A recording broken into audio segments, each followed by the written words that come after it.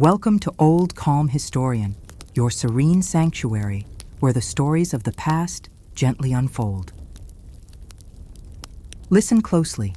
The soft crackle of a warm fire blends perfectly with the calm background, creating a space that soothes your mind and eases your soul. With a gentle and comforting voice guiding you, let yourself drift through time, discovering forgotten tales and timeless memories in perfect tranquility.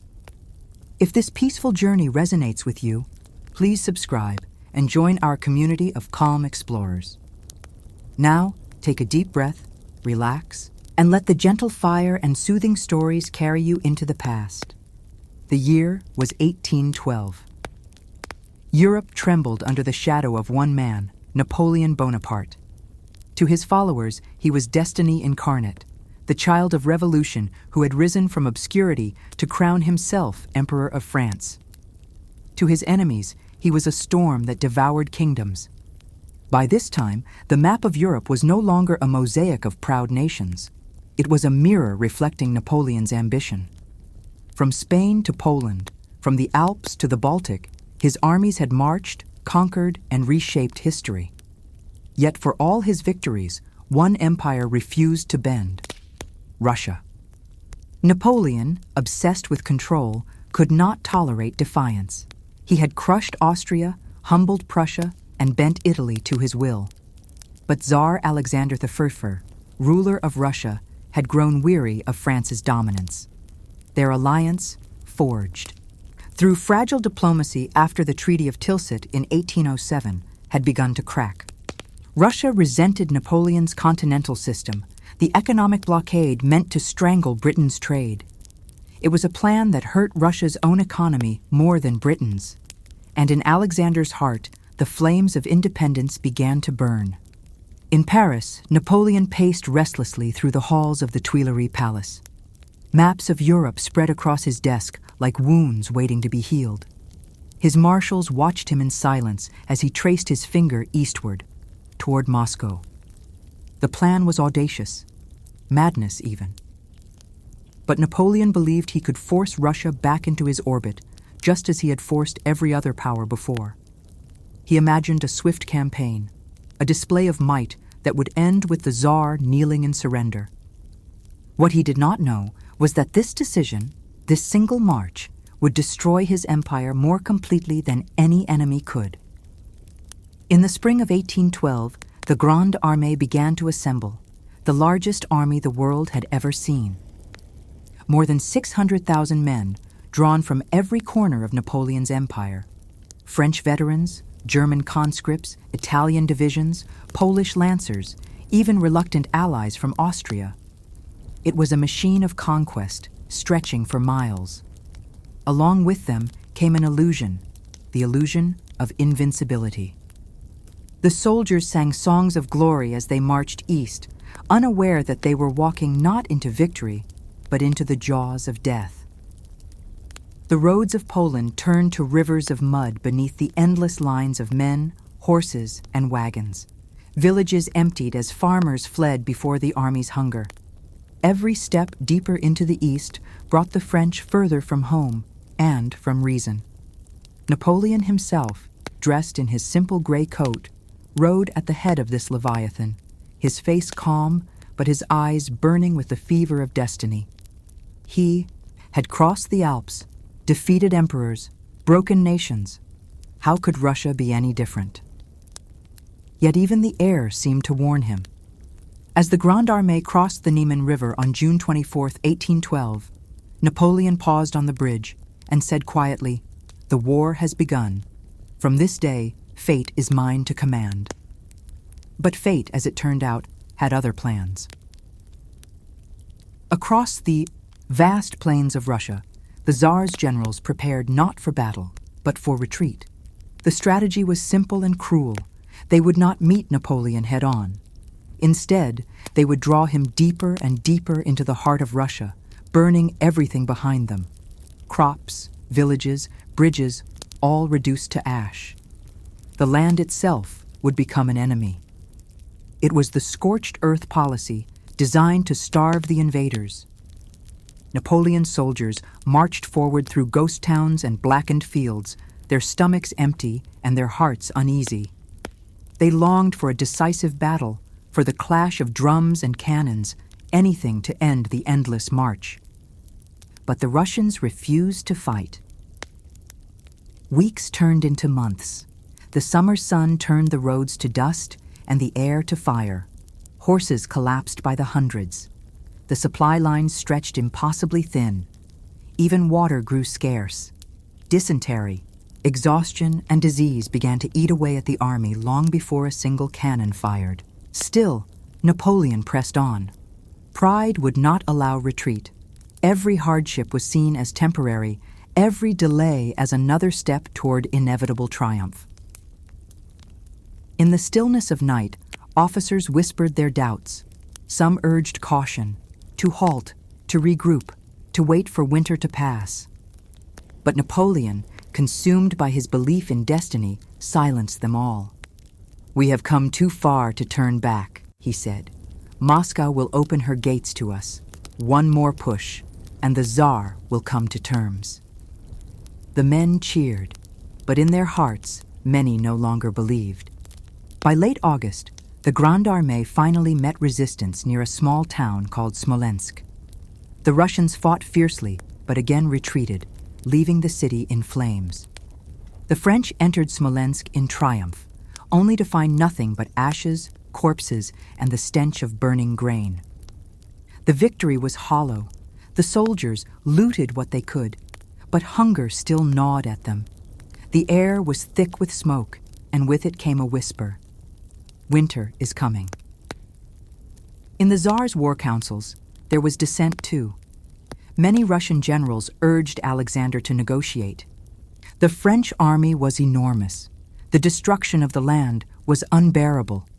But one man, General Mikhail Kutuzov, understood something the others did not. "Let them come," he said. "Let them take Moscow. It will be their tomb."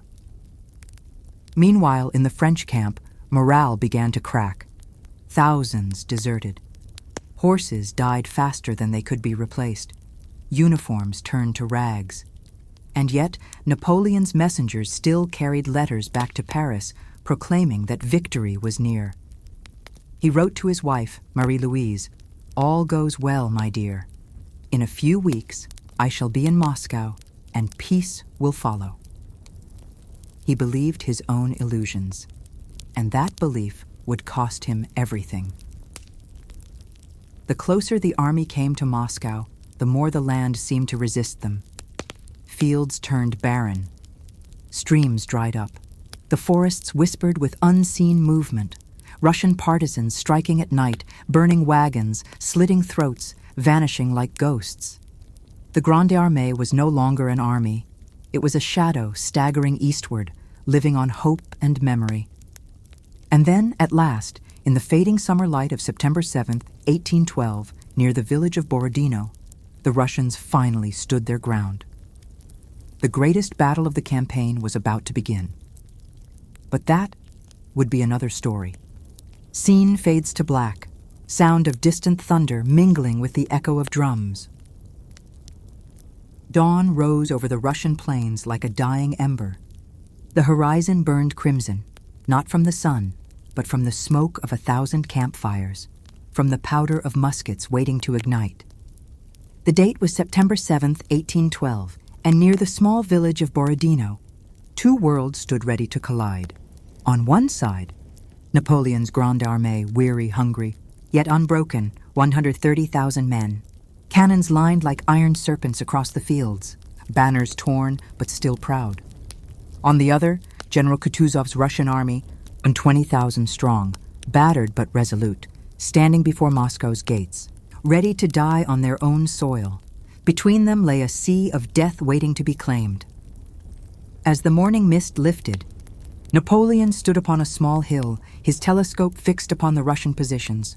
His generals clustered around him, Ney, Murat, Davout, Berthier, men who had followed him through a decade of conquest. They waited for his word. Napoleon's voice, calm and certain, cut through the silence. "Gentlemen, we will crush them here. The cannons began their song, a roar so vast it drowned the earth.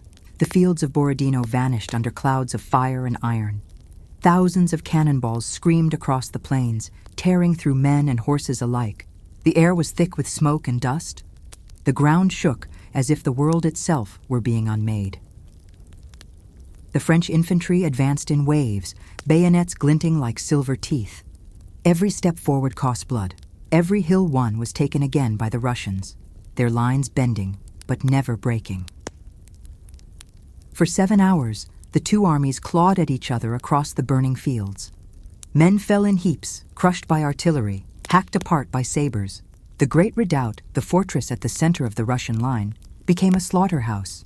Thousands died trying to take it, and thousands more died defending it. Drums beat faster. Officers shouted through the chaos. The French took the redoubt, lost it, and took it again. The ground beneath them turned to mud from the weight of blood and rain. Napoleon watched it all through his glass, his face a mask of stone. His aides begged him to commit the Imperial Guard, his finest reserve, the veterans who could break the Russians once and for all. But he hesitated. Perhaps it was pride, perhaps fatigue, perhaps the faint whisper of doubt, that unseen, unwelcome companion that had begun to follow him since the campaign began. "If I commit my guard today," he murmured, "what will I have left for tomorrow?" By evening, the battle had consumed everything: ammunition, courage, and sanity. Neither side claimed victory. Both had lost too much. When the guns fell silent, 70,000 men lay dead or dying. Borodino was no triumph. It was a wound that would never heal. Napoleon's army stood bloodied but alive. The Russians, though broken, had not been destroyed. Kutuzov withdrew in grim silence, his troops marching toward Moscow. He had lost the battle, but he had won time. And time, in Russia, was a weapon more powerful than any cannon. Days later, the Grande Armée reached the outskirts of Moscow. It was September 14th. The city, the heart of the Russian soul, stretched before them in quiet majesty, its golden domes glinting in the fading sunlight. The soldiers stared in awe. For many, it was the first moment of beauty in months. Napoleon rode at their head, his heart pounding with expectation. This was it, the end of the campaign. He imagined the Tsar's emissaries arriving with peace terms. He imagined himself once again master of Europe. But Moscow was silent. No emissaries. No surrender. No people. As the French entered the city, they found it deserted, the inhabitants gone, their homes stripped bare. The wind carried an eerie stillness through the empty streets. It was a city of ghosts. Napoleon set up his headquarters in the Kremlin, the ancient fortress of Russian power. His men looted what little remained: food, wine, silks, icons. They sang in the streets, believing the war was over. Then, on the night of September 15th, the first fires began. At first, it seemed accidental, a blaze in a distant quarter, the flicker of orange in the dark. But as the hours passed, the flames multiplied, leaping from rooftop to rooftop, devouring the wooden city. The wind howled like a chorus of demons. Embers rained from the heavens. The fire spread faster than men could fight it. Whole districts vanished in moments. Napoleon stood on the walls of the Kremlin, watching the inferno swallow Moscow. "Who could have done this?" he whispered. The answer came the next morning: the Russians themselves. By order of the city's governor, Rostopchin, Moscow had been burned to deny the French any shelter, any supplies, any comfort. The Russians had destroyed their own holy city rather than let it serve the invader. For 4 days, the city burned. The sky turned red. Smoke blotted out the sun. Horses screamed as they burned alive. The streets ran with molten lead from collapsing roofs. Even the stone walls of the Kremlin were scorched black. When it was over, Moscow was nothing but a skeleton of ashes. Napoleon walked through the ruins, his boots crunching on glass and bone. The air was thick with the stench of smoke and despair. He turned to his generals. "So," he said quietly, "they will not make peace." Weeks passed. No message came from the Tsar, no envoys, no surrender. The cold began to bite. The food stores were gone. The horses starved. The men fell sick. In the stillness of the ruined city, the illusion of conquest dissolved. Napoleon realized what Kutuzov had known all along, that victory in Russia was not won by battles, but by survival. By mid-October, the first snow began to fall. Napoleon hesitated one day too long, and the retreat began too late. Winter had come, and with it, the beginning of the end. The fires of Moscow had died. The ashes had cooled, and in those ashes, Napoleon's dream lay buried. For 5 long weeks, the emperor lingered in the ruins of the Russian capital, waiting for a peace offer that would never come.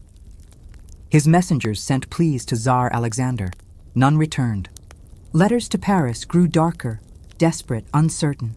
The cold crept closer each day, whispering warnings through the empty streets. By mid-October, reality could no longer be denied. The supplies were gone. Disease and hunger gnawed through the ranks. Horses lay dead in the courtyards. The soldiers, once proud and invincible, now scavenged like wolves. The time had come to turn back, but it was already too late. On October 19, 1812, the Grande Armée began its retreat from Moscow. What had once been the most powerful army on earth now resembled a procession of the damned. The road west stretched endlessly, 600 miles of death and snow between them and home. At first, the march was orderly. Napoleon's officers tried to keep discipline. The columns moved slowly through the ruins, the emperor riding silently at their head, his gray coat drawn tight against the wind. But within days, the first snow fell, light at first, then heavier, thicker, relentless. The temperature dropped below freezing. The roads turned to glass beneath the hooves of dying horses. Wheels splintered, wagons broke, men slipped, fell, and never rose again. The frost crept into their bones. Fingers blackened. Breath froze midair. Muskets jammed. Boots cracked. The army's proud drums fell silent. The men wrapped themselves in stolen carpets, women's shawls, even the skins of dead animals, anything to keep the cold from devouring them. There was no food. The scorched earth policy had left nothing behind. Villages were burned, fields barren. Men boiled leather straps for soup. They ate horseflesh raw, sometimes their own dead. The snow turned red in places where desperation overcame morality. Napoleon watched his empire disintegrate one campfire at a time. His marshals, Ney, Murat, Davout, tried to rally the men, but the soldiers no longer obeyed orders. They marched because motion kept them alive. They slept because exhaustion was stronger than fear. Every morning the road was lined with bodies, frozen in grotesque poses, arms reaching toward the horizon, as if begging the sun to rise again. The wolves came at night, their howls echoing across the plains like a requiem for an army. As they reached Smolensk, the first major waypoint on the retreat, the army was already half gone. The streets of the ruined city were filled with corpses and broken carts. The storehouses were empty. There was no salvation here, only memory, a reminder of what the Grande Armée once was. Napoleon ordered his troops to continue westward. The enemy was closing in. Behind them, Kutuzov's Russian forces followed, slow but relentless, like a shadow that never tired. Cossack riders harassed the flanks, cutting down stragglers, capturing the wounded. The French soldiers learned to fear the jingle of distant bells, the sound of Cossack saddles approaching through the snow. In the chaos of retreat, the structure of the army dissolved completely. Regiments mixed together. Officers marched beside privates. Men discarded their weapons to carry food, or what they imagined was food. Some went mad, some prayed. Most simply walked, silent and hollow-eyed, through an endless white hell. At Vyazma, the Russians struck again.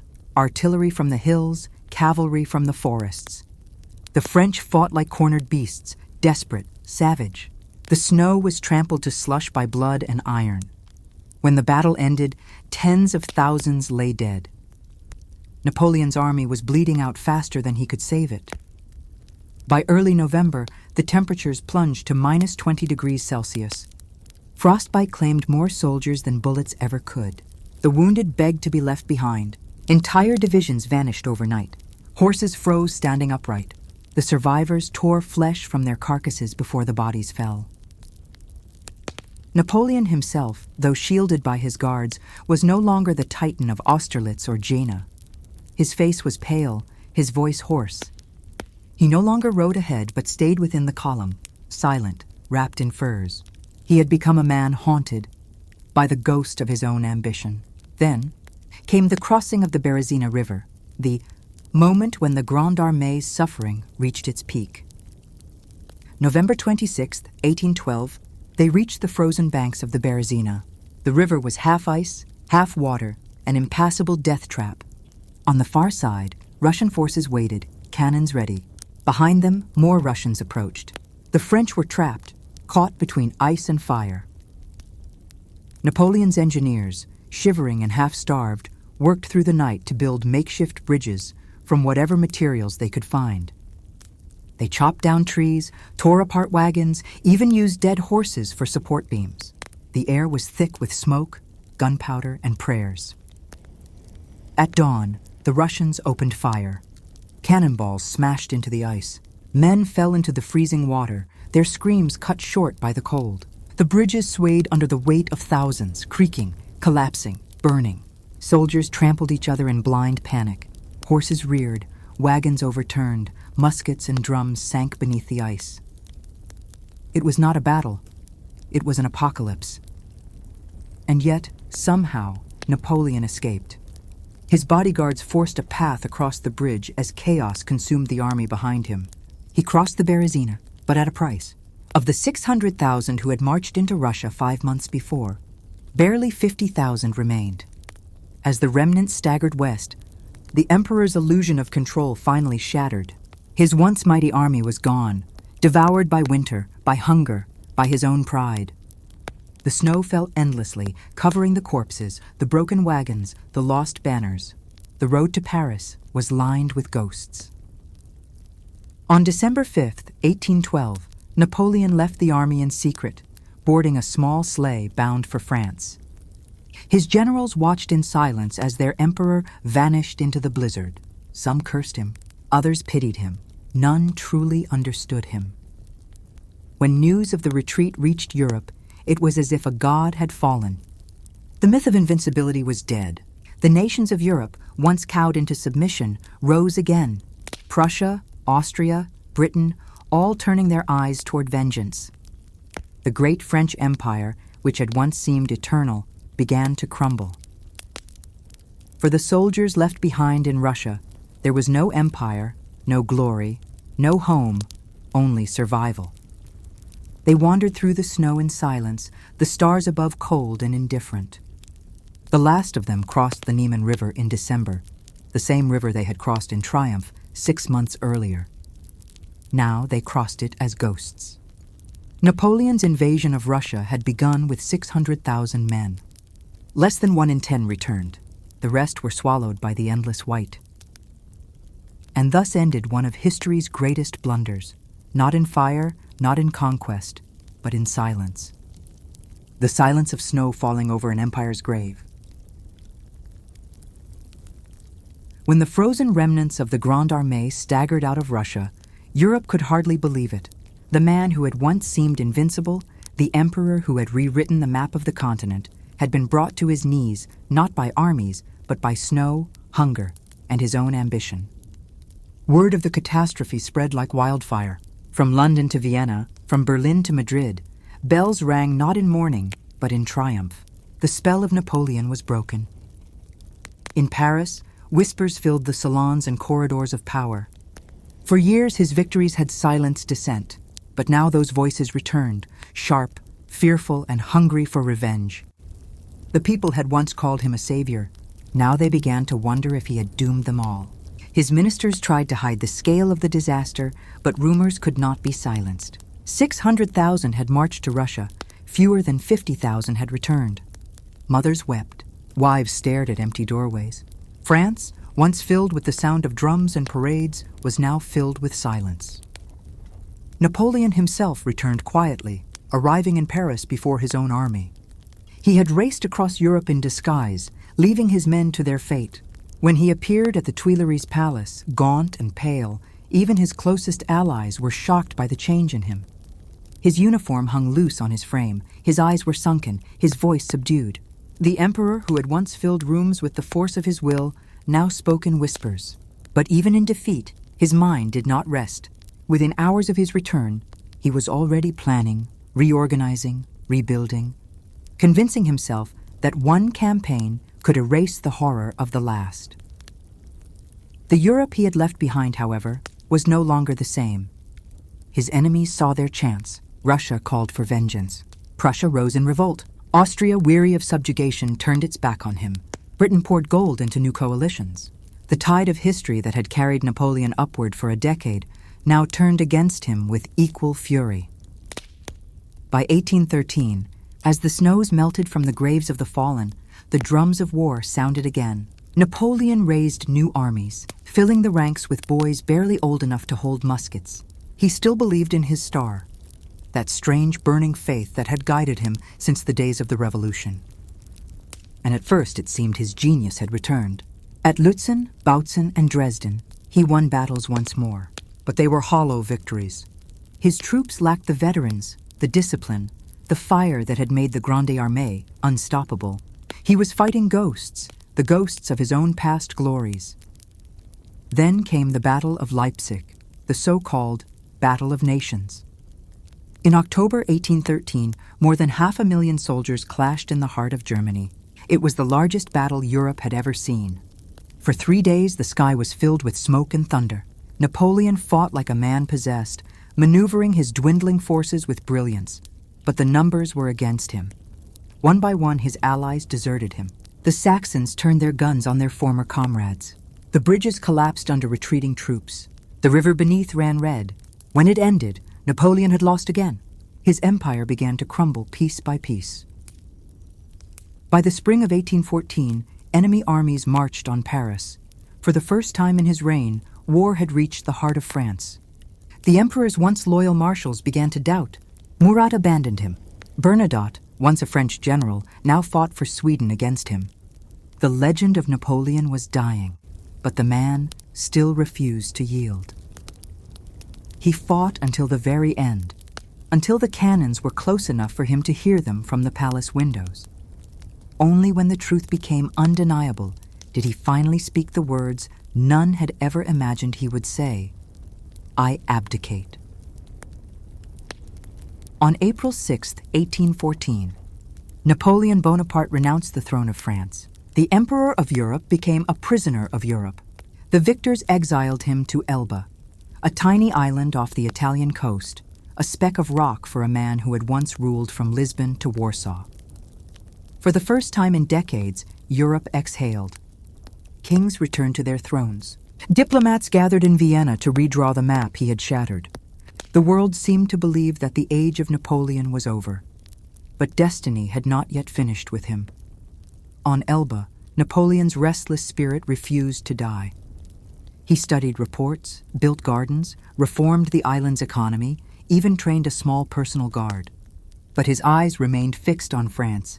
He heard of growing discontent under the restored Bourbon monarchy, of soldiers still loyal to him, of people who whispered that only Napoleon could bring back glory.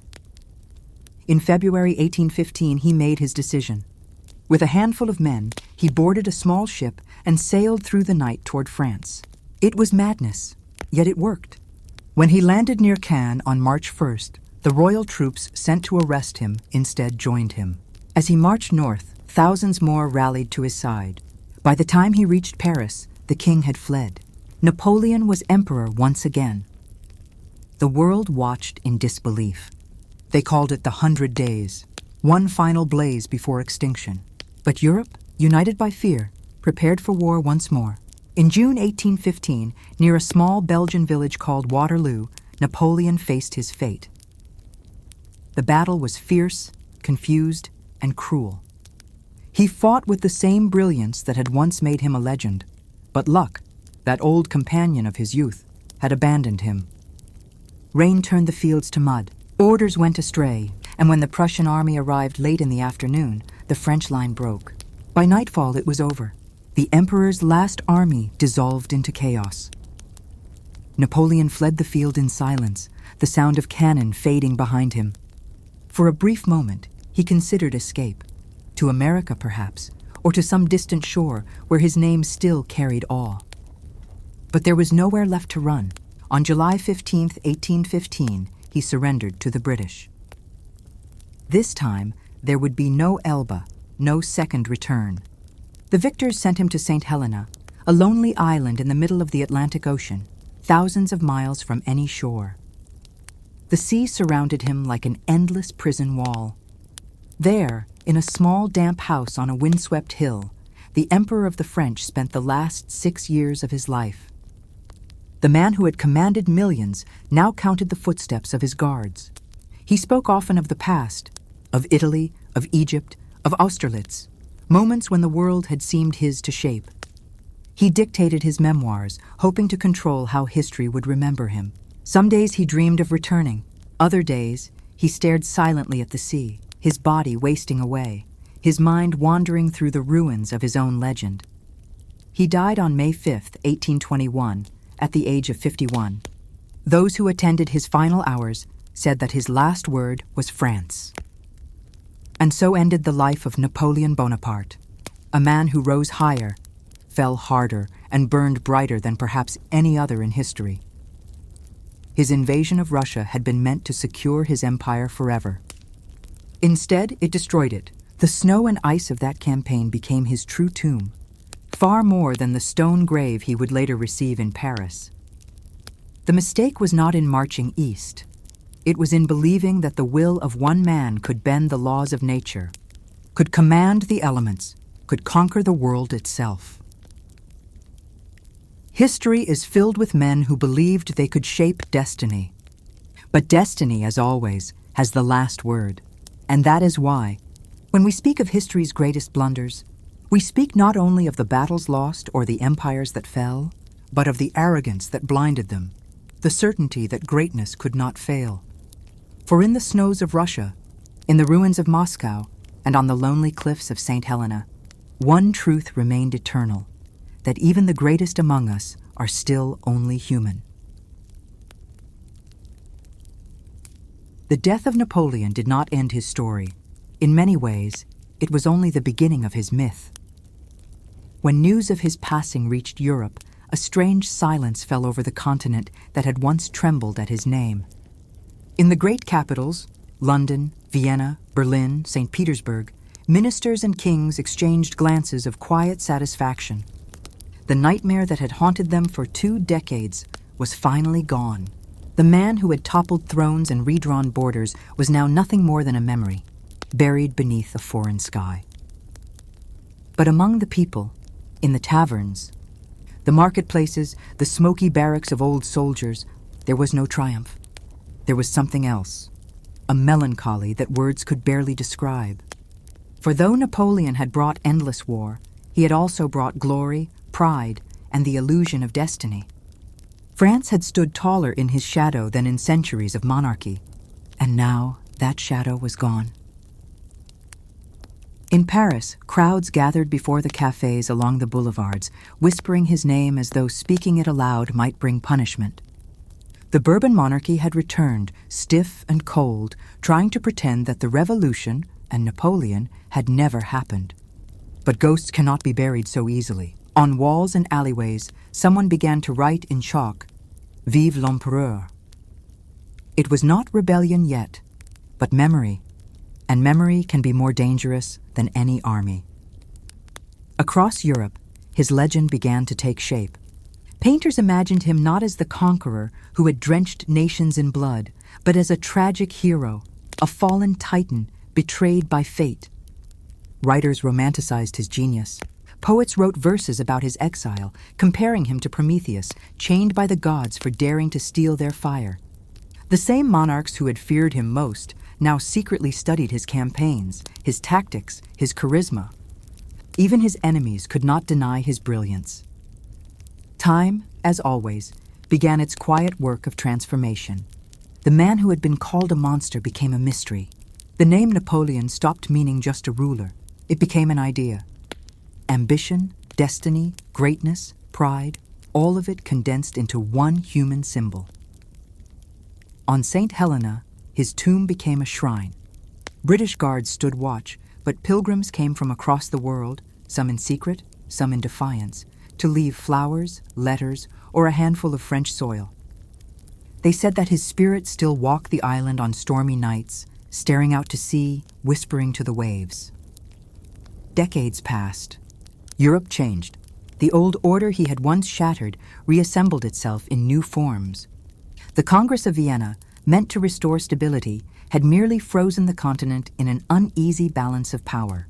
Yet the forces Napoleon had unleashed, nationalism, revolution, the belief in merit over birth, would not die. They burned quietly beneath the surface, waiting. In 1830, revolutions erupted once again in France. The tricolor flag returned to the streets. Though the Bourbons fled once more, the people still invoked a name from the past, Napoleon. And then, as if history itself wished to keep his memory alive, his bloodline returned. In 1848, after another revolution, Napoleon's nephew, Louis Napoleon Bonaparte, rose to power. He promised order, prosperity, and the glory of the past. To the weary masses, he seemed a living echo of his uncle, a second chance at destiny. And once again, France crowned a Bonaparte emperor. They called him Napoleon III. For a brief moment, it seemed as if the dream had returned. Paris glittered under new boulevards, industry flourished, and the tricolor flew over distant lands. But history, ever faithful to its pattern, repeated itself. Napoleon III's ambition outgrew his wisdom. War came again, this time against Prussia, and France suffered another humiliation. The Second Empire fell. The legend of the Bonapartes dimmed once more. Yet even in failure, the name endured. For more than a century, Napoleon remained the measure of greatness and folly alike. Soldiers studied his campaigns at military academies. Politicians quoted his maxims. Philosophers debated his soul. Some called him a hero of progress, the man who had carried the ideals of the revolution across Europe. Others called him a tyrant, a man who had enslaved nations in the name of his own glory. Both were right. Because Napoleon was not just one man. He was a mirror, reflecting the ambition, vanity, and brilliance that exist in every human heart. He embodied the promise of genius and the peril of pride. His victories showed what humanity could achieve through intellect and will. His downfall revealed the price of believing oneself invincible. And perhaps that is why his story endures. Generations who never saw him still feel his presence. He is there in every leader who believes he can bend the world to his will. He is there in every revolution that begins with hope and ends with chaos. He is there in the dreams of every man or woman who looks beyond the limits of their age and whispers, "Why not me?" History may have judged him harshly, but it has never forgotten him. In 1840, almost 2 decades after his death, France demanded his body back. A great ship, La Belle Poule, sailed to St. Helena to retrieve the emperor's remains. When the coffin was brought aboard, draped in imperial colors, even the British officers saluted. They understood that they were witnessing not politics, but legend. When the ship reached Paris, crowds lined the streets in silence as the procession passed. The Arc de Triomphe, which he had commissioned but never seen completed, stood like a monument to irony, the arch of victory for a man long dead.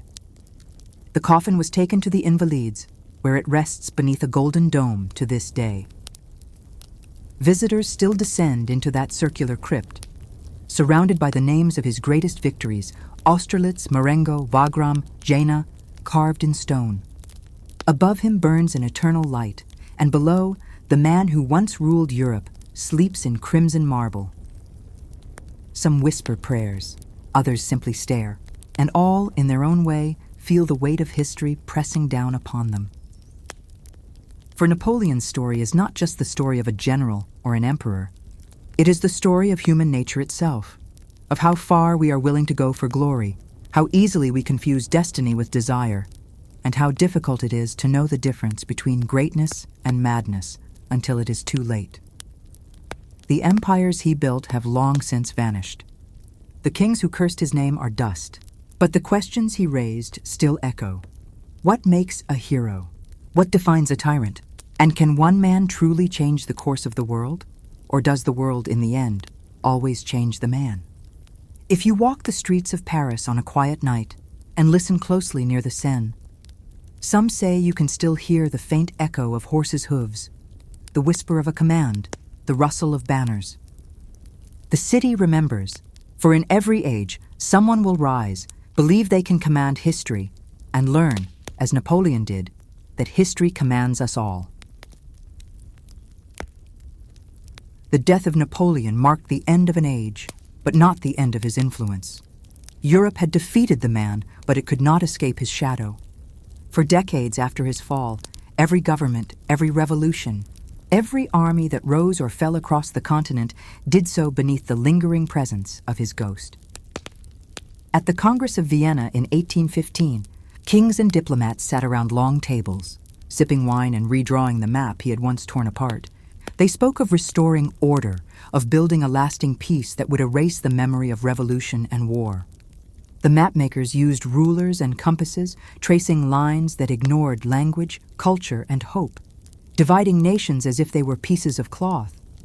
But what they failed to understand was that Napoleon had already changed the soul of Europe.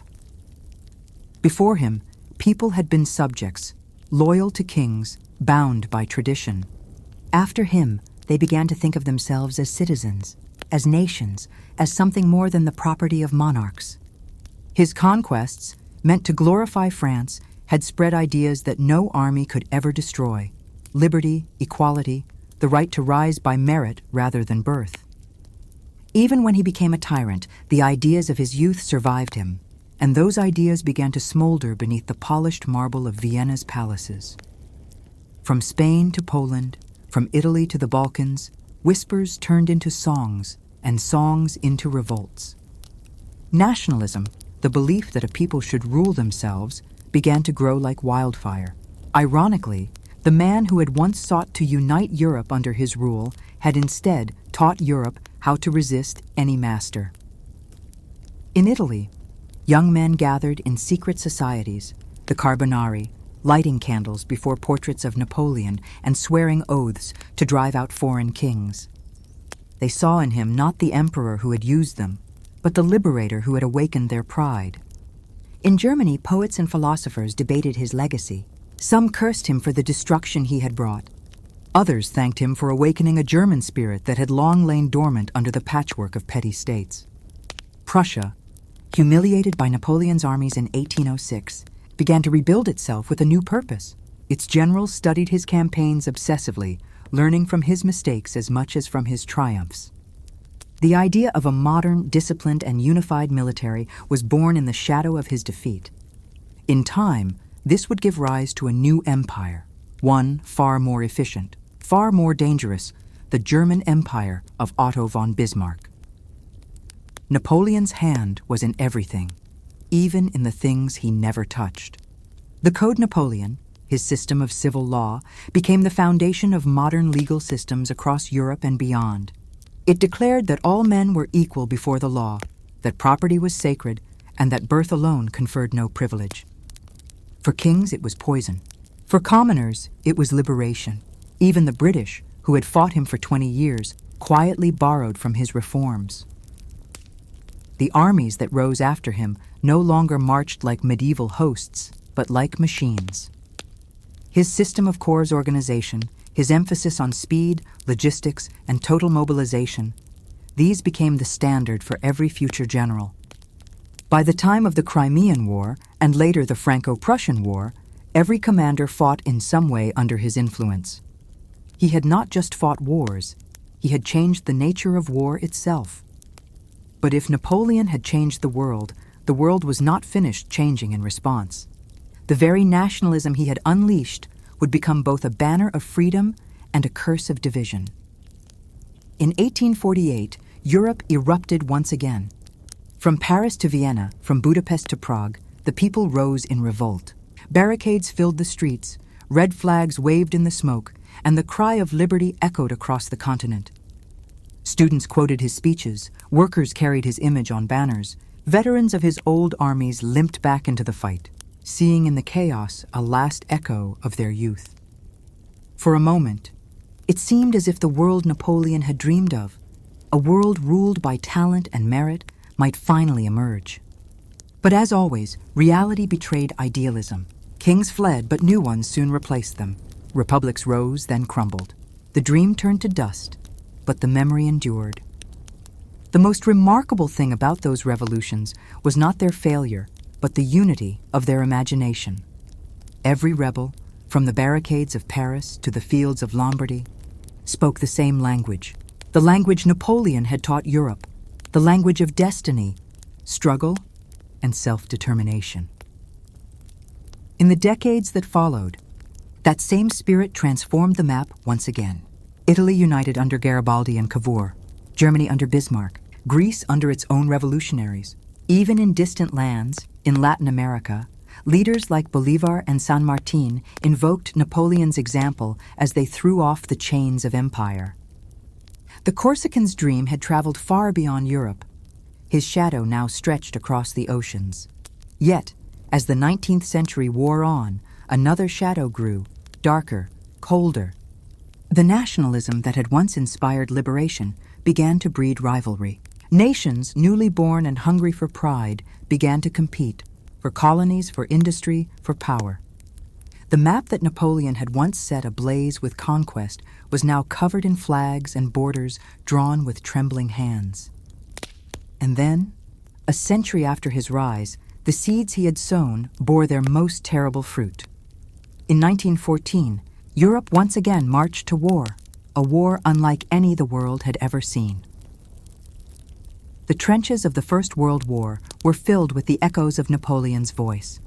Generals still quoted his maxims, still believed that boldness and will could overcome any obstacle. They had studied his tactics, but forgotten his warning, that numbers, terrain, and weather can humble even the greatest of men. And so millions died in the mud of France, their blood mixing with the same soil that had once borne his armies. It was as if the world, unable to forget him, had chosen to relive his mistakes on a grander scale. After that war came another, even greater, even more devastating. And still, the ghost of Napoleon lingered. Hitler admired him. Churchill studied him. Stalin feared and emulated him. Each saw in the Corsican emperor a reflection of themselves, the brilliance, the ambition, the madness. Each believed they could succeed where he had failed. And each, in their own way, met the same fate. History, it seems, is the most patient teacher. But amid all this blood and ruin, one undeniable truth emerged. The modern world, its nations, its laws, its armies, even its idea of power, had been shaped in the furnace Napoleon lit. The Europe that rose from the ashes of the Napoleonic Wars was not the Europe of kings and nobles. It was a continent of nations, restless, proud, and dangerous. And yet, for all his influence, Napoleon remained an enigma. Was he the father of modern Europe, or its first tyrant? Did he bring progress, or did he simply replace one form of oppression with another? The question has never been answered, and perhaps it never will be. Even today, centuries later, his name can stir both admiration and unease. Statues of him still stand, proud, defiant, while others are quietly removed or hidden away. Museums debate how to portray him. Schools teach his conquests, but argue over his motives. Was he the heir of the revolution or its betrayer? The truth, as always, lies somewhere in between. Because Napoleon was not just a man of his time, he was a man ahead of it and beyond it. He understood power in a way few ever have. He saw that the world was not ruled by gods or fate, but by men, by will, vision, and courage. He believed that destiny was not inherited, but forged, and though that belief led him to greatness, it also led him to ruin. Every generation since has wrestled with that same paradox.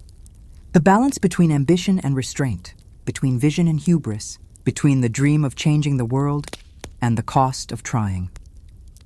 And perhaps that is why, even now, we return to his story. Because in the rise and fall of Napoleon, we see the rise and fall of all human endeavor, the endless cycle of creation and destruction that defines history itself. From the frozen wastes of Russia to the blood-soaked fields of Waterloo, from the halls of Vienna to the trenches of the Somme, his shadow has never faded. It lingers still, in the way nations speak, in the way leaders think, in the way wars are fought. 200 years may have passed since his death, but the world he made and unmade is still the one we live in. For history does not forget its greatest blunders. It repeats them again and again until we finally learn.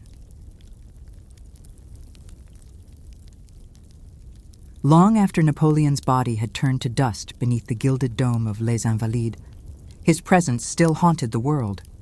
He was no longer flesh and blood. He was an idea, a whisper carried across generations, a question that refused to die. What if one man could command destiny?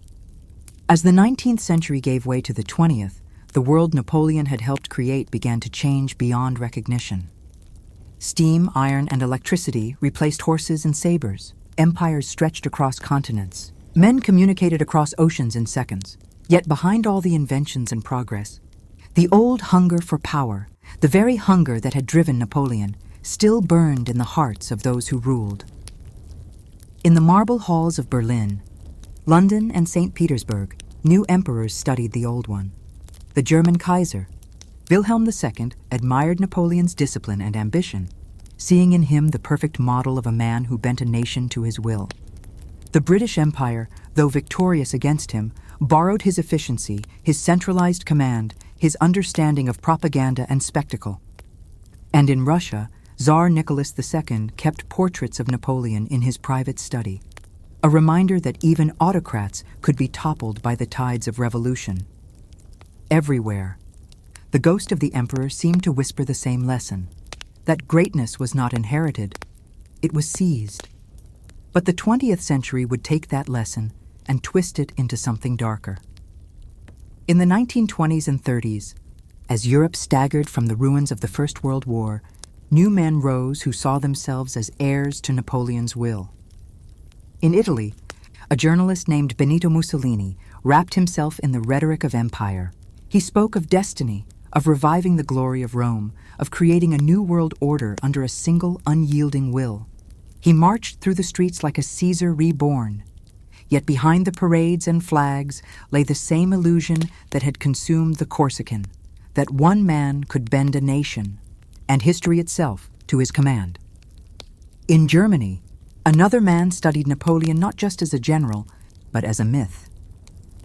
Adolf Hitler, the failed artist turned dictator, kept Napoleon's image near his desk.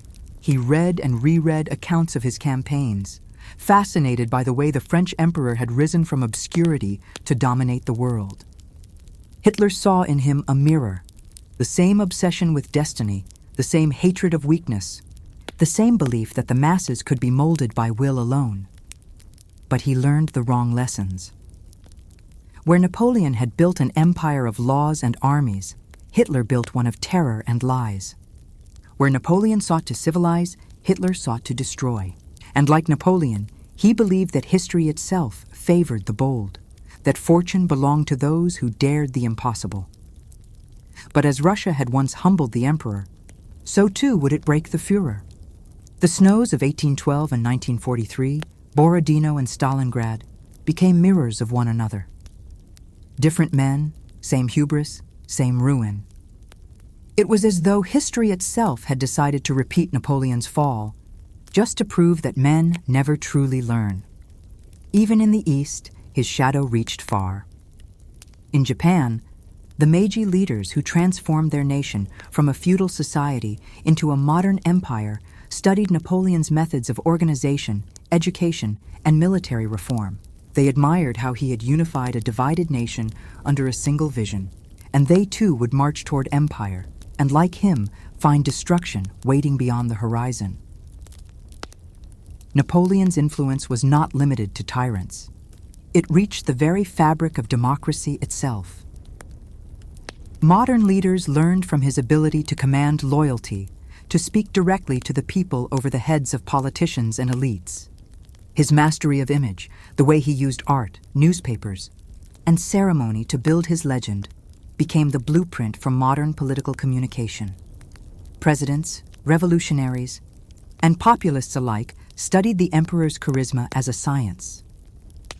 Charles de Gaulle once wrote that every Frenchman carried Napoleon in his heart, a symbol of order, glory, and independence. Even in America, leaders invoked his memory. Abraham Lincoln admired his intelligence, but warned against his pride. Franklin D. Roosevelt used centralized authority in wartime, much as Napoleon had, but within the bounds of law. John F. Kennedy once remarked that great men move history, but history moves through them, an echo, perhaps, of the lesson Napoleon had died to teach. The irony is that even those who despised him could not escape his example. Communist revolutionaries denounced him as a bourgeois dictator. Yet Lenin and later Stalin both modeled their power on his structure, a single leader surrounded by loyal marshals, commanding a vast bureaucracy as though it were an army. Stalin, in particular, admired Napoleon's control over men, the way he inspired both love and fear. He saw in him the prototype of the modern autocrat. Napoleon had once said, "Men are moved by two levers only, fear and self-interest." The 20th century proved him right, in ways even he could not have imagined. World War II ended the age of empires forever, but not the dream of greatness. After 1945, as Europe lay in ruins once again, the United States and the Soviet Union rose as superpowers, each claiming, in its own way, to carry the torch of history forward. Both built massive bureaucracies, commanded global armies, and saw themselves as chosen by destiny. Both believed they could remake the world in their image. It was Napoleon's world on a grander scale, only now the weapons could destroy the earth itself. The Cold. War was not just a struggle of ideology, it was a battle of wills. Two Napoleonic visions clashing across continents. The race to space, the drive to dominate science and technology, even the theatrical diplomacy of summits, all bore the mark of that same belief. That power, in the hands of the determined, could shape the course of humanity. And yet, just as in Napoleon's time, the same dangers remained. The arrogance of certainty, the blindness of ambition, the temptation to believe that history can be mastered rather than understood. Napoleon had once told his marshals that imagination rules the world. He was right, but he had also proved that imagination, when untethered from humility, can destroy it. By the late 20th century, scholars began to see Napoleon not as a hero or villain, but as a warning. They studied his psychology, his relentless drive, his need for control, his inability to stop once he had begun. Modern political science would call it the authoritarian temptation, the conviction that one's own judgment is infallible. Psychologists would later name it the Napoleon complex, the desire to prove oneself greater than the limits of nature or circumstance. And yet, even in this age of reflection, his magnetism endured. Films, books, and biographies multiplied. Historians debated endlessly whether he was a genius or a monster. Each generation rediscovered him anew, not because they needed to, but because they wanted to. He was and remains the perfect mirror for human ambition, brilliant, flawed, and endlessly fascinating. In the modern world, where leaders rise and fall overnight, Napoleon's story feels both ancient and eerily familiar. He mastered public image long before social media. He centralized power long before bureaucracies became the norm. He understood propaganda centuries before television or the internet. Every modern politician who stands before a crowd, speaking of destiny, of greatness, of the future, owes something, knowingly or not, to the little Corsican who once stood before the French army and declared, "Soldiers, from the heights of these pyramids, 40 centuries look down upon you." And so, his spirit endures in every capital, in every ambition, in every failure. The 21st century has not escaped him either. Leaders today study his tactics in business schools and military academies. His campaigns are dissected in leadership seminars. His quotes are engraved in marble halls and printed in motivational books. Yet the real lesson of Napoleon, the cost of unchecked ambition, is too often forgotten. For in the end, what destroyed him was not his enemies, nor fate, nor betrayal. It was the belief that he could not be wrong. Every age rediscovers that truth the hard way. When corporations rise and fall through greed, when nations overreach in arrogance, when leaders forget that power, like fire, can both illuminate and consume, the shadow of Napoleon stretches once more across the world. His story, 2 centuries old, remains our story. The story of what happens when intellect outpaces wisdom, when vision outruns compassion, when the dream of greatness blinds us to the fragility of being human. For Napoleon's legacy was never just about conquest or empire. It was about the eternal struggle between the man and the myth, between the mortal and the idea. He tried to live as a legend, but in doing so, he forgot to live as a man. And so his ghost remains, not haunting battlefields or palaces, but haunting us. Every time we believe that history has ended, that progress is inevitable, that power is safe in human hands, we hear his echo in the distance, reminding us that greatness always comes with a price. The world has changed beyond recognition since the emperor rode across Europe. But the same winds that once carried his banners still blow, whispering a timeless truth, that no matter how high we climb, the fall is always waiting. History has a rhythm, a pulse, a pattern that repeats itself in ways both subtle and dramatic. Napoleon Bonaparte, perhaps more than any other individual, serves as a prism through which we can see that rhythm. His life was not merely a sequence of battles and political maneuvers. It was a lens on human nature, ambition, and the forces that shape civilizations. The Corsican story begins, as all human stories do, with ambition. He was born into a world divided, a small island territory overshadowed by empires, yet he possessed a mind that saw beyond the narrow confines of circumstance. He imagined greatness not as inherited privilege, but as a destiny to be seized, and he pursued it with a clarity and ferocity that left the world reeling in his wake. Every human being carries some measure of Napoleon's ambition, a desire to leave a mark, to bend reality to one's will. Yet most are restrained by circumstance, prudence, or moral awareness. Napoleon, however, combined rare genius with relentless self-belief, creating a force that reshaped Europe. The lesson is clear: intellect and will are potent, but they are not infallible. They can elevate, or they can destroy.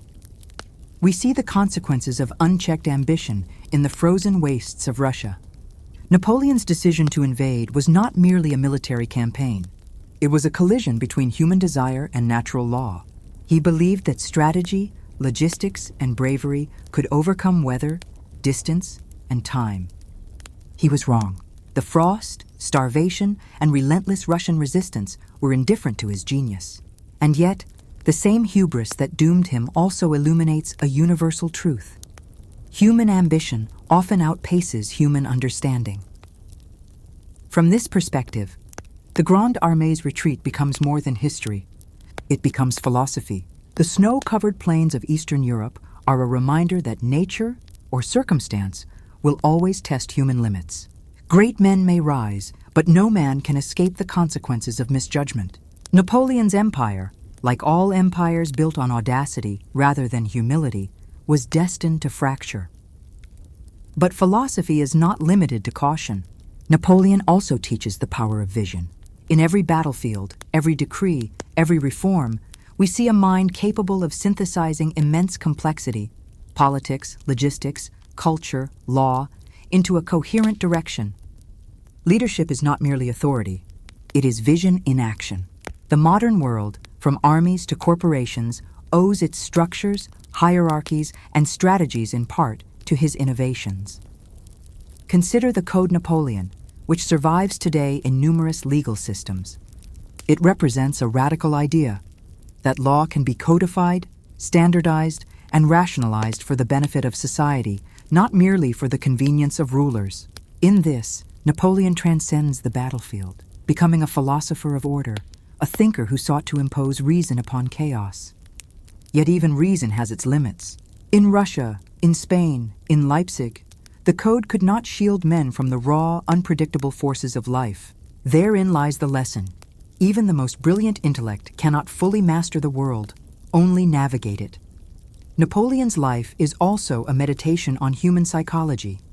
His confidence inspired loyalty, fear, and awe. Soldiers marched to death because they believed in his vision. Marshals debated strategies not only out of duty, but out of recognition of his extraordinary intellect. He understood that people are moved as much by perception as reality, that leadership is the art of shaping belief. This insight remains as true today as it was in 1805.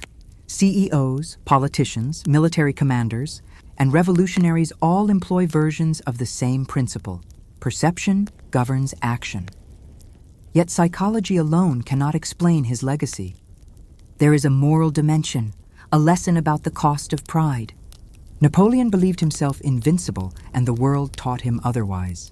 From Moscow to Waterloo, his mistakes reveal a profound truth. Arrogance is as deadly as any enemy. Hubris blinds even the most brilliant, and history will always punish those who overreach. His life thus becomes an eternal cautionary tale, a philosophical mirror in which we confront our own overconfidence. Beyond ambition, vision, and pride, there is a temporal lesson. Napoleon's life teaches us about the rhythm of history, its cycles, repetitions, and patterns.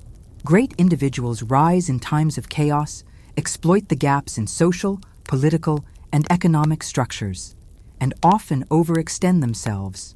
Their successes are celebrated, their failures lamented, yet the structural forces that elevate them remain. Revolutions, wars, and empires do not emerge randomly. They follow patterns. By studying these patterns through the lens of Napoleon, we gain insight not only into the past, but into the potential futures of human societies. Philosophically, his story bridges the gap between determinism and free will. On the one hand, Napoleon exercised extraordinary agency, bending armies, nations, and laws to his will. On the other hand, he was constrained by forces beyond his control: climate, geography, human frailty, and the sheer unpredictability of war. This tension between agency and constraint is central to human experience. We may shape the world, but we cannot fully master it. Even the greatest among us are subject to the whims of fate, circumstance, and nature. Furthermore, Napoleon embodies the paradox of legacy. He conquered, destroyed, and reformed, yet his life is remembered more for its lessons than its victories. Statues, paintings, and biographies immortalize him, but the true significance lies in reflection. What can we learn from his ambition, his genius, his hubris? Philosophy is not mere knowledge of events. It is the extraction of meaning, the contemplation of consequences, the understanding of human behavior in context. His influence on modern political thought is undeniable. Concepts of nationalism, meritocracy, centralized authority, and codified law all bear his imprint. Revolutionary ideals spread through his campaigns, inspiring movements long after he fell. The rise of nation-states, the restructuring of armies, even the evolution of political rhetoric, all echo his methods. By studying Napoleon, philosophers and historians alike understand that the currents of history are propelled not only by structural forces, but also by individuals who dare to act decisively within them. Ethically, Napoleon's life provokes deep questions. Is it acceptable to cause suffering in pursuit of a higher vision?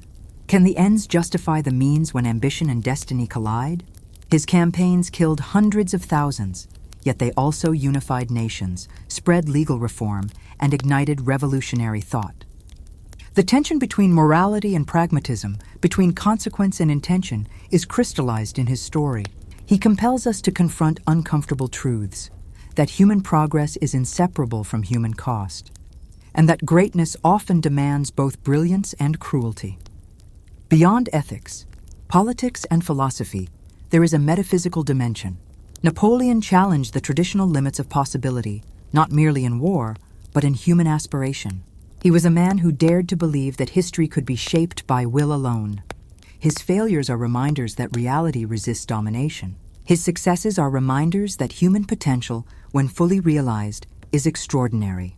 In contemplating his life, we confront the delicate balance between striving and overreaching, between genius and folly, between aspiration and reality. Napoleon's life also encourages introspection about human memory and storytelling. Every account of him, from memoirs to propaganda, from criticism to reverence, is filtered through interpretation, bias, and legend. History is not merely the past. It is the collective narrative constructed from perception and record. By examining how Napoleon has been remembered, we study not only him, but the mechanisms of memory, culture, and historiography. We learn that truth is multifaceted and that understanding requires careful consideration of perspective, context, and consequence. Thus, Scene 8 becomes more than narrative. It is meditation. We observe a man whose intellect, ambition, and flaws encapsulate the human condition. From his rise on the shores of Corsica to his final exile on St. Helena, Napoleon exemplifies the eternal tension between aspiration and limitation. He reminds us that greatness is possible, but never without cost. That vision can change the world, but only if tempered by wisdom. That history, as much as it is made by individuals, is always greater than the individual. And in the stillness of reflection, we recognize a profound truth. Every age has its Napoleons, leaders, thinkers, visionaries, and every age has its lessons. To study Napoleon is not merely to study one man, but to study the recurring dynamics of human ambition, morality, and consequence. His life is a mirror of ourselves, our capacity for brilliance, for pride, for destruction, and for the relentless pursuit of legacy. In the end, the Corsican who once declared himself master of Europe becomes a teacher across centuries. His victories, his defeats, his laws, his ideas, and his hubris all converge into a single philosophical lesson. Human greatness is possible, but fragile. Power is seductive, but perilous. Ambition can illuminate or destroy, and history above all waits for no man. Napoleon Bonaparte was a man of paradoxes. To the world, he was a conqueror, a strategist, a figure larger than life itself. Yet within the confines of his private chambers, far from the roar of cannons and the pomp of ceremony, he was a man of deep, often turbulent reflection. He lived simultaneously in the heights of ambition and the shadows of doubt, a duality that defined both his character and his destiny. As a young boy on the rugged island of Corsica, Napoleon was already aware of the tension between desire and limitation. His family was neither rich nor noble, and yet his mind was voracious, his will unbending.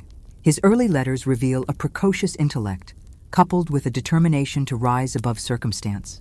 He was consumed with questions of justice, of fate, of his place in a world that seemed indifferent to him. Even as a child, he imagined himself as a man destined to achieve greatness.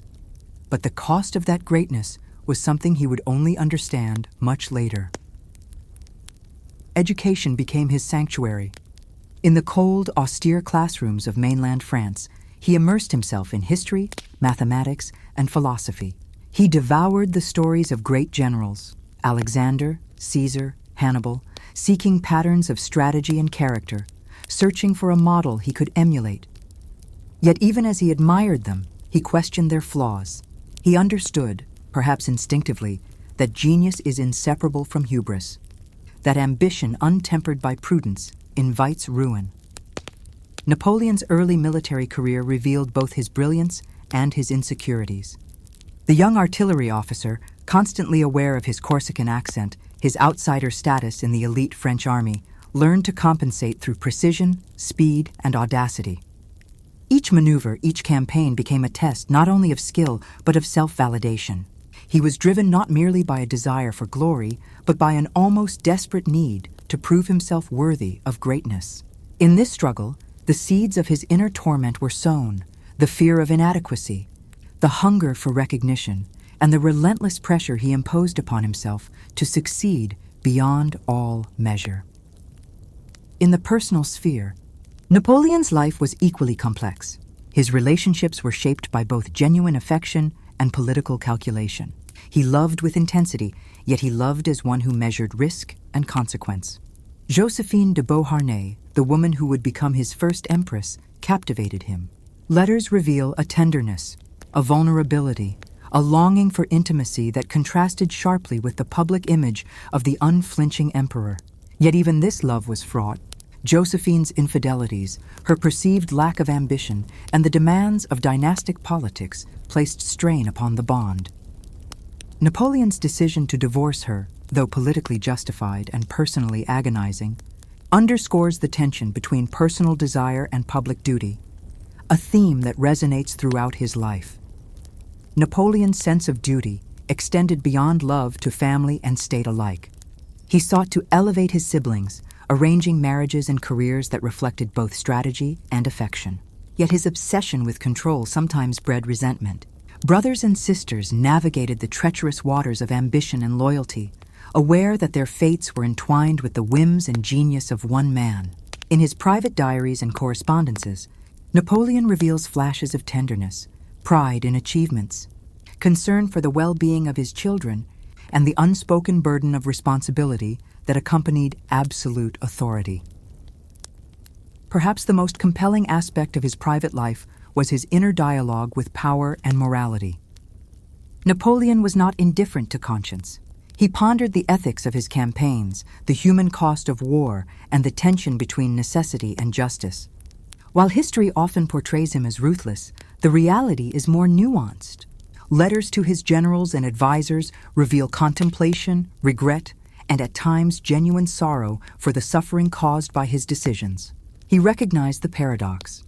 To achieve lasting greatness, sacrifices were inevitable, yet he could not fully reconcile his actions with the ideals he espoused.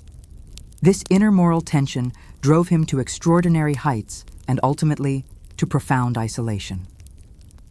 Exile on Elba and later St. Helena intensified this introspection. Removed from the world he had dominated, Napoleon confronted the totality of his life. He reflected on victories and defeats with a clarity unavailable in the heat of battle. The solitude forced him to examine the consequences of ambition, the fragility of power, and the impermanence of human achievement. In his memoirs, he writes not only of military strategy, but of human nature itself, the folly of pride, the inevitability of error, and the enduring struggle between aspiration and limitation. On St. Helena, he was a man stripped of titles and armies, left only with memory, reflection, and the enduring questions of identity and legacy. Mental and emotional discipline, which had been his greatest asset, now became both companion and tormentor. He wrestled with self-recrimination and longing, the tension between pride and humility, between hope and resignation. Dreams of escape and restoration alternated with acceptance of fate. The same mind that had orchestrated Europe's largest campaigns became a mirror of human fragility, demonstrating that genius and vulnerability are inseparable companions. Napoleon's relationship with death itself is instructive. He lived in constant awareness of mortality, the death of soldiers, the decay of empires, and ultimately, his own approaching end. This consciousness infused both his public and private actions with intensity. It sharpened his strategic thinking, but it also produced relentless anxiety. The human condition, he understood, is the negotiation between ambition and mortality, and the realization that all triumphs are, in time, subject to decay. His personal fears extended beyond mortality to legacy. He obsessed over how history would remember him, alternating between vanity and humility, certainty and doubt. Would he be celebrated as a liberator or condemned as a tyrant? Would his reforms endure or crumble under the weight of time? This preoccupation with memory was both a motivator and a source of inner torment, illustrating the universal human desire to transcend mortality through achievement. Psychologically, Napoleon exemplifies the interplay of ego and empathy. He could be charming, persuasive, and genuinely concerned for the welfare of his subordinates, yet equally ruthless, cold, and unyielding. These dualities were not contradictory but complementary. They allowed him to inspire loyalty while enforcing discipline, to achieve feats of strategic brilliance while navigating the moral complexities of power. His life demonstrates that leadership is as much about understanding the human psyche as it is about commanding armies or enacting law. His intellectual curiosity never waned. On St. Helena, he read extensively, engaged in philosophical reflection, and dictated memoirs to preserve both events and interpretations. He debated history, strategy, and governance, analyzing the causes of his victories and defeats with rigorous honesty. These efforts reflect a man attempting to impose order upon memory itself, to understand not only what had happened but why, and how it might inform the future. Napoleon's inner life also exposes the tension between freedom and control. He sought to free himself from circumstance, to master both men and events, yet he discovered that true mastery is elusive. Every campaign had unpredictable variables. Every decree encountered resistance. Every ambition was limited by human and natural law. The irony of his life lies in this dynamic. The more he sought control, the more evident became the limits of human agency. His personal habits, from meticulous planning to obsessive note-taking, reveal a man constantly negotiating between order and chaos. Every detail mattered, whether logistics of an army, phrasing of a decree, or personal correspondence. Yet these habits were both a strength and a symptom of his relentless inner drive, a drive that left little room for rest, intimacy, or simple human pleasure.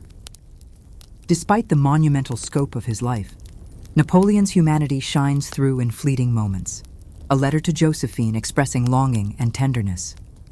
A quiet reflection on a soldier lost in battle. An acknowledgement of failure, expressed not to the world, but in the privacy of his thoughts. In these moments, we glimpse a man who was more than myth, more than legend, more than emperor. We see a human being grappling with universal concerns, love and loss, ambition and humility, pride and mortality. Ultimately, Scene 9 reveals that Napoleon's greatest conquest was not Europe, nor the empires he built, nor the battles he won. It was the conquest of his own mind, its brilliance, its flaws, its contradictions. His life becomes a mirror, reflecting the possibilities and perils inherent in every human being. Through personal triumphs and inner struggles, we learn that greatness is inseparable from sacrifice, that power is inseparable from responsibility, and that ambition, however noble, exacts its toll on both the world and the self. Napoleon's life reminds us that the human condition is a balance between the extraordinary and the fragile, between the pursuit of glory and the acceptance of limits. In the silent hours on St. Helena, facing the horizon and the inevitable end, Napoleon became both subject and philosopher, warrior and witness, myth and man. In these moments, he taught a lesson that endures far beyond history books, that the most profound battles are fought within, and that understanding oneself is the foundation of understanding the world. Napoleon Bonaparte's life was more than a story of an emperor, more than the account of battles and treaties. It was a blueprint of human ambition, the delicate interplay of intellect and emotion, and a prism through which the lessons of history radiate into the present. By examining his legacy on an international scale, we begin to understand the enduring power and danger of concentrated ambition. Europe, long shaped by monarchs who inherited authority rather than earned it, faced a transformation that Napoleon accelerated.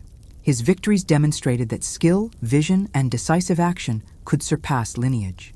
For the first time in centuries, individuals could rise purely through merit, reshaping nations in the process. This principle reverberated far beyond France. In the Americas, leaders who had fought against colonial powers studied his methods, seeking inspiration for their own revolutions. Bolivar in South America read of his campaigns with admiration, seeing a model for uniting fragmented regions and inspiring followers with both fear and respect. His lessons were international. History had shifted from inherited hierarchy to human agency. Yet with agency comes responsibility, and Napoleon's errors illustrate that vision without restraint can devastate entire populations. The human and material cost of his campaigns remains staggering. Estimates of the dead in battles such as Austerlitz, Borodino, and Waterloo numbered in the hundreds of thousands. Cities burned, economies destabilized, and political landscapes were radically transformed. In this, his life is a lesson not only in strategy, but in ethics. Ambition carries consequences, and the greater the ambition, the higher the potential cost. The legal, administrative, and societal reforms Napoleon implemented endure as some of the most enduring international legacies of any historical figure. The Napoleonic Code, widely adopted across Europe, laid the foundation for modern civil law, emphasizing equality before the law, property rights, and rational governance. It codified principles that continue to inform legal systems in parts of Africa, South America, and the Middle East. His reforms in education, finance, and infrastructure established frameworks for governance that outlasted his personal empire. These measures demonstrate the duality of his influence: destructive in conquest, constructive in institution building. Modern political theory continues to draw from Napoleon's example. His rise and fall illuminate the tension between centralized authority and distributed governance, the necessity of strategic foresight, and the psychological demands of leadership. Leaders in the contemporary era, both democratic and autocratic, study his campaigns not just for tactics, but for understanding human behavior under pressure. His capacity to motivate, discipline, and inspire loyalty remains a case study in leadership schools worldwide. The international ramifications of Napoleon's influence are equally evident in military science. He revolutionized warfare through corps organization, rapid mobilization, and integrated logistics, effectively transforming armies into flexible, self-sufficient units capable of independent action. These innovations inform the structure of modern armed forces, from Europe to Asia, and shape the strategy of subsequent conflicts well into the 20th century. His attention to terrain, timing, and intelligence exemplified principles that remain foundational in military academies globally. Yet the ethical dimension persists. The question of power and human cost remains central. Napoleon demonstrated that organizational genius and military innovation are insufficient safeguards against hubris. His overextension into Russia and Spain illustrates that strategic brilliance must always account for variables beyond control, from weather and geography to morale and local politics. In today's interconnected world, his errors echo as a warning. Technological advancement and organizational efficiency cannot substitute for prudence. Foresight or humility, global diplomacy, too, bears his imprint. Napoleon's attempts to redraw Europe's borders through force alone revealed the perils of unilateral imposition. The Congress of Vienna sought to restore balance after his downfall, but the ideals he propagated, nationalism, meritocracy, legal reform, could not be erased. Modern international relations reflect the enduring tension between coercive power and collaborative governance, a duality Napoleon's life dramatizes vividly. Even the concept of soft power finds its roots, in part, in Napoleon's methods. He understood the importance of perception, propaganda, and symbolic action. Monuments, art, and media were tools for shaping public opinion and consolidating authority. In the modern era, these principles are evident in global diplomacy, media influence, and public relations. Napoleon's understanding that controlling narratives can be as potent as controlling territory remains relevant to leaders, corporations, and nations today. Napoleon's international influence also underscores the importance of resilience and adaptability. Nations and leaders observing his rise quickly adapted, implementing reforms to prevent similar domination. Prussia reorganized its military. Russia modernized its bureaucracy. Britain strengthened its navy and intelligence networks. These reactions illustrate a timeless principle. Significant challenges provoke systemic adaptation, accelerating social and institutional evolution. The educational implications of Napoleon's life are profound. History, he demonstrates, is not merely a record of events, but a laboratory for understanding human behavior, ambition, and governance. Modern curricula emphasize analysis over rote memorization, strategic thinking over blind adherence. By studying Napoleon, students and leaders worldwide confront ethical dilemmas. strategic calculations, and the balance between ambition and caution, lessons essential for navigating an increasingly complex global landscape. His legacy also teaches the danger of centralized power unchecked by accountability. Modern governance structures, constitutional checks, independent judiciaries, international norms reflect a collective response to the concentration of power exemplified by Napoleon. Democracy, rule of law, and institutional transparency are, in part, historical lessons distilled from the consequences of concentrated authority. Moreover, Napoleon's life encourages philosophical reflection on human aspiration and mortality. His relentless drive, while inspiring, ultimately collided with forces beyond control, including climate, geography, and fate itself. In this, his story transcends the specifics of his era, offering a meditation on the limits of human agency, the impermanence of success, and the universality of consequence. On a cultural level, Napoleon's myth has become a lens through which nations explore identity, ambition, and morality. French national identity, for instance, continues to engage with his memory, balancing pride in innovation and achievement against the shadow of authoritarian excess. Other nations reinterpret his legacy according to local contexts, illustrating the dynamic interplay between historical events and cultural memory. In contemporary geopolitics, Napoleon's principles of strategic foresight, integrated governance, and the mobilization of human and material resources resonate clearly. National strategies, economic planning, and military organization draw from lessons he exemplified, both in terms of success and failure. His understanding of logistics, morale, and timing mirrors modern strategic doctrines in military, corporate, and political arenas. Importantly, his story cautions against the seductive illusion of control. Even the most brilliant, prepared, and decisive leader can falter when human unpredictability, natural forces, and unforeseen variables intervene. In this sense, Napoleon remains relevant as a study not just of power, but of the necessary humility accompanying responsibility. Finally, the international legacy of Napoleon is inseparable from the idea of learning from history's greatest blunders. His ambition drove reform and innovation, yet also led to catastrophic human and political costs. By integrating these lessons into policy, education, and leadership development, societies can aspire to emulate his genius while avoiding repetition of his errors. The study of Napoleon becomes not merely academic, but existential. It challenges humanity to balance aspiration with wisdom, power with restraint, and ambition with foresight.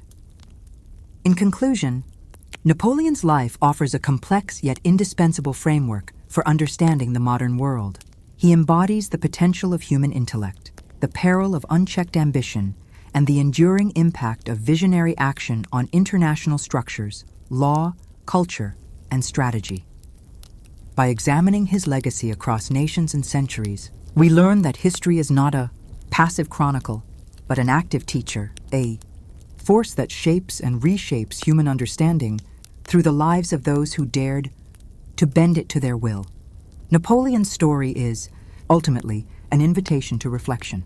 It urges leaders, scholars, and citizens alike to consider: what is the cost of ambition, the value of foresight, and the limits of human control?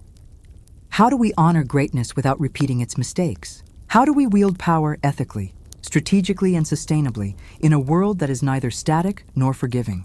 For decisions of one can reverberate across. Napoleon Bonaparte remains one of the most compelling figures in world history, not only for his military genius and political acumen, but for the complexity of his personality. In the 21st century, where societies grapple with identity, ambition, leadership, and ethics, his life provides a mirror through which contemporary culture can examine itself. He embodies contradictions, brilliance and hubris, discipline and obsession, vision and impulsiveness. Understanding him requires navigating these layers, for within his contradictions lie lessons that resonate profoundly with modern humanity. The public often views Napoleon as the archetype of power. Statues, films, books, and media portray him as larger than life, a man who defied odds, reshaped continents, and crafted a persona that endures. Yet these portrayals, though captivating, simplify the human being beneath the myth. To understand Napoleon in a modern social and cultural context, one must go beyond his image, into the texture of his character, a blend of intellect, insecurity, charisma, and relentless self-discipline. Modern societies are fascinated by individuals who shape the world, and Napoleon's story is archetypal in this regard. He was a disruptor, someone who challenged established orders and forced change through audacity. In today's terms, he could be likened to innovators, visionary leaders, and even cultural icons who, through sheer force of personality and intellect, redefine norms. Yet Napoleon's life warns that disruptive power carries inherent dangers, ethical compromises, isolation, and the risk of being consumed by one's own ambition. Socially, his story resonates because it highlights the delicate interplay between personal ambition and collective impact. Napoleon sought glory for himself, but his actions touched millions. In contemporary terms, his narrative reflects the modern tension between individual achievement and social responsibility. Every decision he made, military, political, or personal, had cascading effects across Europe. Today, we see similar patterns in global leadership, corporate decisions, and cultural influence. The individual's choices ripple far beyond personal sphere, influencing society at large. Culturally, Napoleon's influence persists through narratives of heroism, tragedy, and moral complexity. In art, literature, and cinema, he is invoked as the embodiment of ambition's duality, the heights to which humans can rise and the depths to which they can fall. Modern media often portrays similar narratives. Charismatic leaders who achieve extraordinary feats yet confront ethical dilemmas or personal flaws. Napoleon's life becomes a cultural template for understanding the interplay between vision and vulnerability, achievement and consequence. His personality traits, meticulous planning, emotional intensity, psychological complexity, are as instructive as his political and military accomplishments. Modern psychology can analyze him as a case study in the dynamics of leadership, resilience, and cognitive bias. His obsessive attention to detail reveals the power of preparation, yet his overconfidence and occasional impulsivity remind us of the perils of ego. In social psychology terms, Napoleon demonstrates how authority can both inspire loyalty and provoke resentment, how charisma interacts with fear, and how perception can be as powerful as reality. In the 21st century, where social media amplifies persona and performance, Napoleon's mastery of image is particularly instructive. He understood that perception shapes influence. The way a leader is seen often determines the outcome of battles, negotiations, and political maneuvering. Today, leaders, influencers, and even corporations grapple with similar challenges, crafting images that command respect, loyalty, and trust. Napoleon's life offers timeless lessons in narrative management, the construction of reputation, and the power of symbolic action. At a deeper level, Napoleon represents the tension between human aspiration and limitation. Modern societies, steeped in technology and instant gratification, often believe in boundless possibility.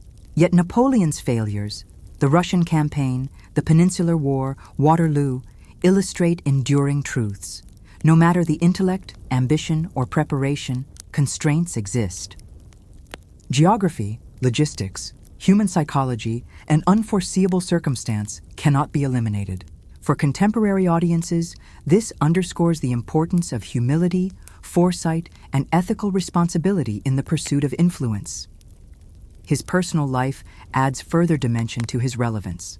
Napoleon's relationships with Josephine, his family, and his closest advisors reveal the human cost of relentless ambition.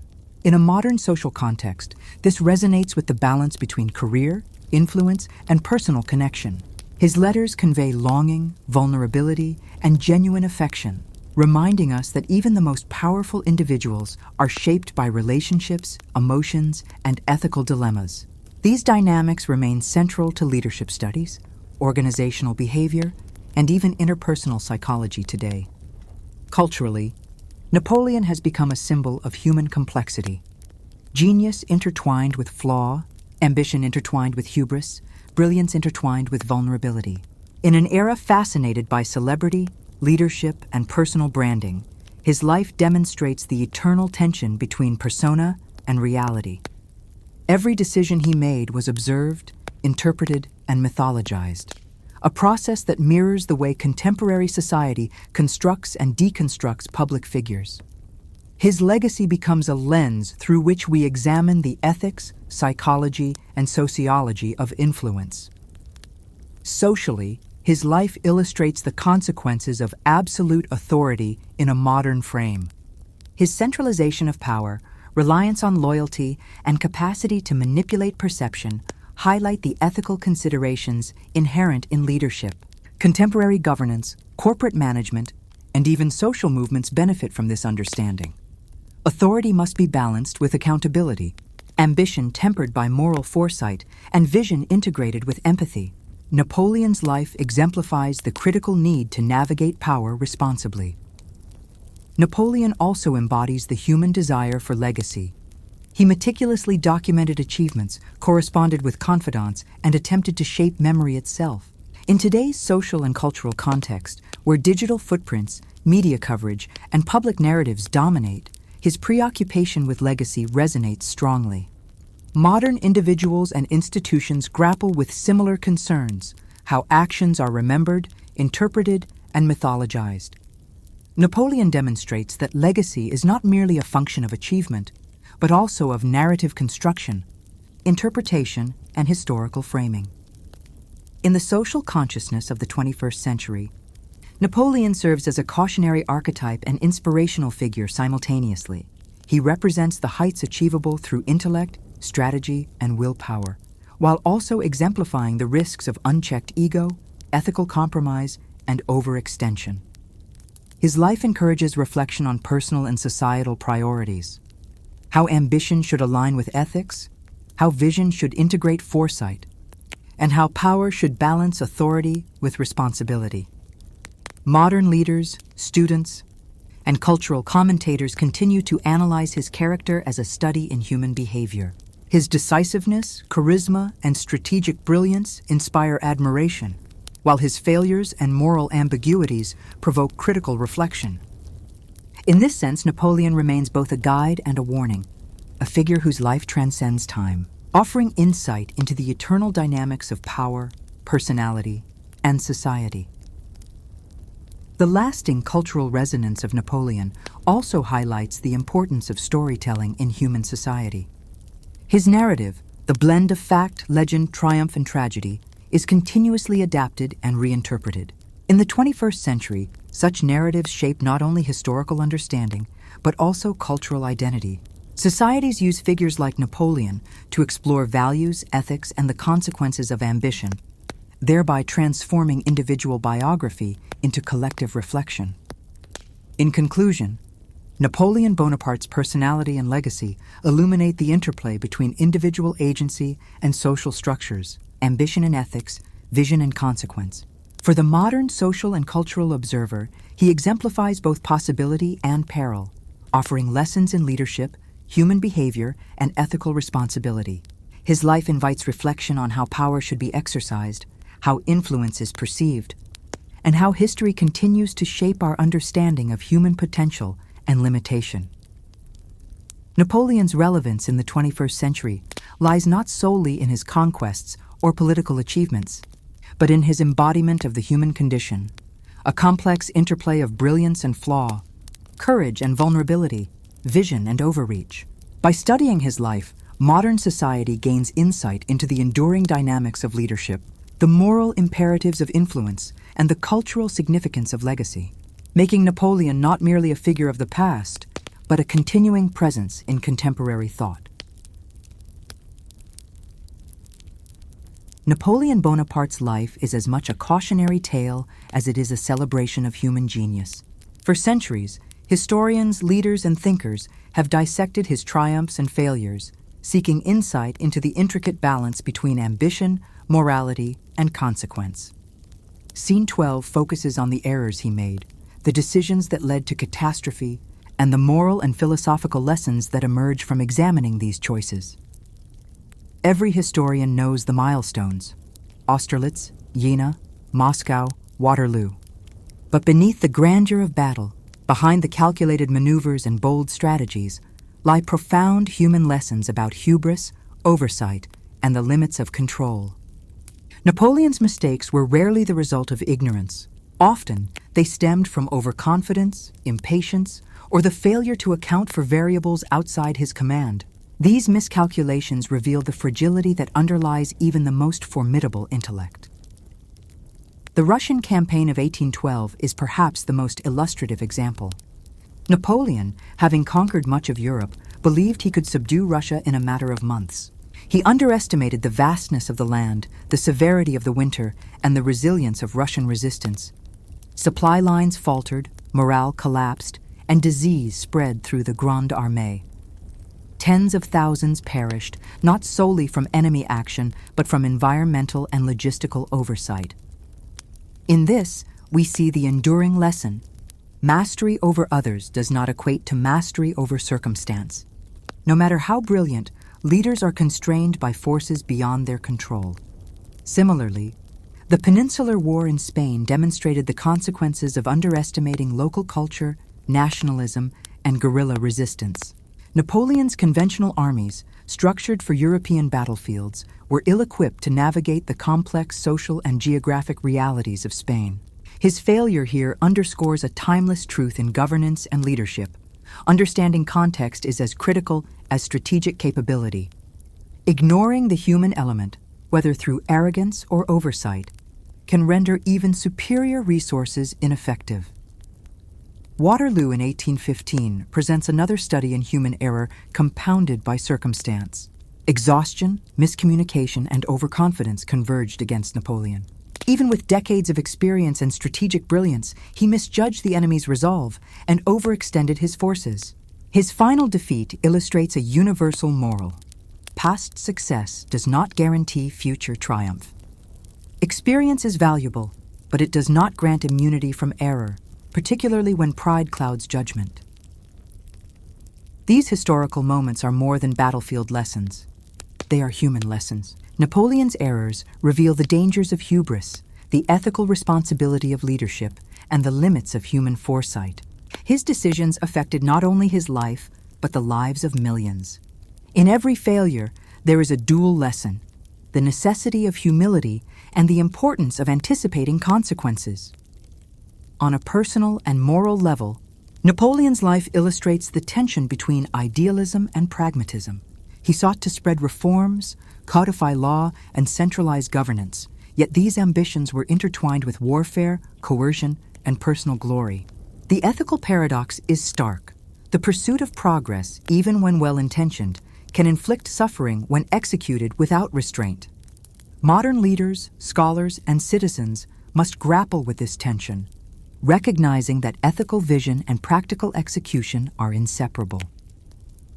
Beyond military and political errors, Napoleon's personal choices offer further lessons. His divorce from Josephine, though strategically rational, reflected the harsh intersection of personal life and public ambition. It demonstrates the moral compromises often demanded by leadership and the enduring consequences of decisions made under pressure, where personal feelings and public duty collide. In contemporary terms, it reminds us that ethical decision-making in leadership is rarely simple, and that personal and professional domains are inseparably linked. Napoleon's life also teaches about the cyclical nature of history. His rise, reign, and fall mirror patterns observable in other eras and cultures: the ascent of a powerful individual, the expansion of influence, the overreach of ambition, and the eventual decline. Recognizing these patterns is crucial for understanding contemporary society, where similar dynamics unfold in politics, corporate structures, and even social movements. History does not repeat exactly, but it echoes, offering insight for those willing to learn. Philosophically, Napoleon embodies the duality of human potential, the capacity for both greatness and destruction. His intellect, strategic insight, and vision enabled remarkable achievements, yet his overreach led to immense suffering. This duality underscores an essential moral lesson. The higher the ambition, the greater the responsibility. Human capability is finite, and the consequences of decisions often extend far beyond intention. Leadership is thus a moral as well as strategic endeavor. Modern societies can draw practical lessons from Napoleon's mistakes. Risk assessment, context analysis, ethical leadership, and humility emerge as central themes. Leaders in any field, political, corporate, or social, must balance vision with pragmatism, decisiveness with reflection, and ambition with moral responsibility. Napoleon's errors highlight the cost of neglecting this balance, while his achievements remind us of the power of focused intellect and disciplined execution. Even the smallest errors in judgment had profound consequences. Misreading the enemy, overextending supply lines, underestimating geography, or neglecting morale often led to catastrophic outcomes. Today, these lessons translate into risk management principles, strategic planning frameworks, and organizational psychology insights. They remind us that even brilliance is vulnerable to oversight, and that the human factor, emotion, perception, culture, must never be ignored. Napoleon's life also underscores the importance of reflection and adaptation. He studied failures as meticulously as victories, recording insights in memoirs and correspondences. His introspection demonstrates the value of learning from error, a lesson vital for contemporary leadership and personal development. Understanding one's mistakes, assessing consequences objectively, and integrating these lessons into future strategy remain as relevant today as they were 2 centuries ago. Ethically, Napoleon's narrative confronts us with uncomfortable questions. Can the pursuit of power justify human cost? Are ends sufficient to validate means? How does one reconcile ambition with compassion? These dilemmas are not confined to history. They pervade modern governance, corporate responsibility, and social ethics. By examining Napoleon, societies can explore these moral tensions, developing frameworks to balance ambition with accountability, strategy with empathy, and vision with restraint. In conclusion, Scene 12 crystallizes the essential lessons of Napoleon's errors and decisions.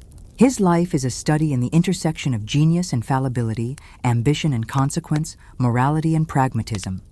By analyzing his miscalculations, modern observers gain insight into leadership, ethics, human psychology, and the cyclical nature of history.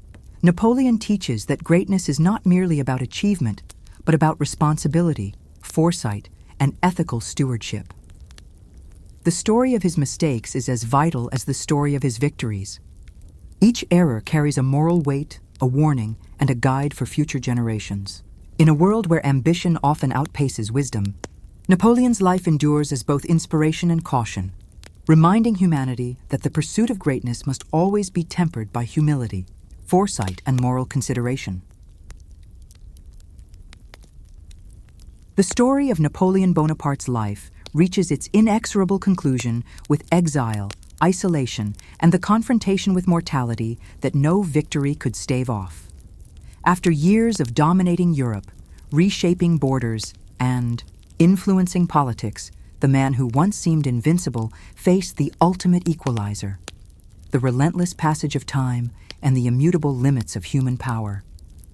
In Scene 13, we examine the final chapter of Napoleon's journey, his decline, his reflections, and the enduring significance of his life in history and philosophy.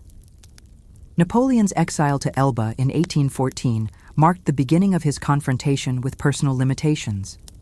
Stripped of empire yet allowed to retain nominal sovereignty over a small island, he experienced firsthand the psychological dissonance of power diminished.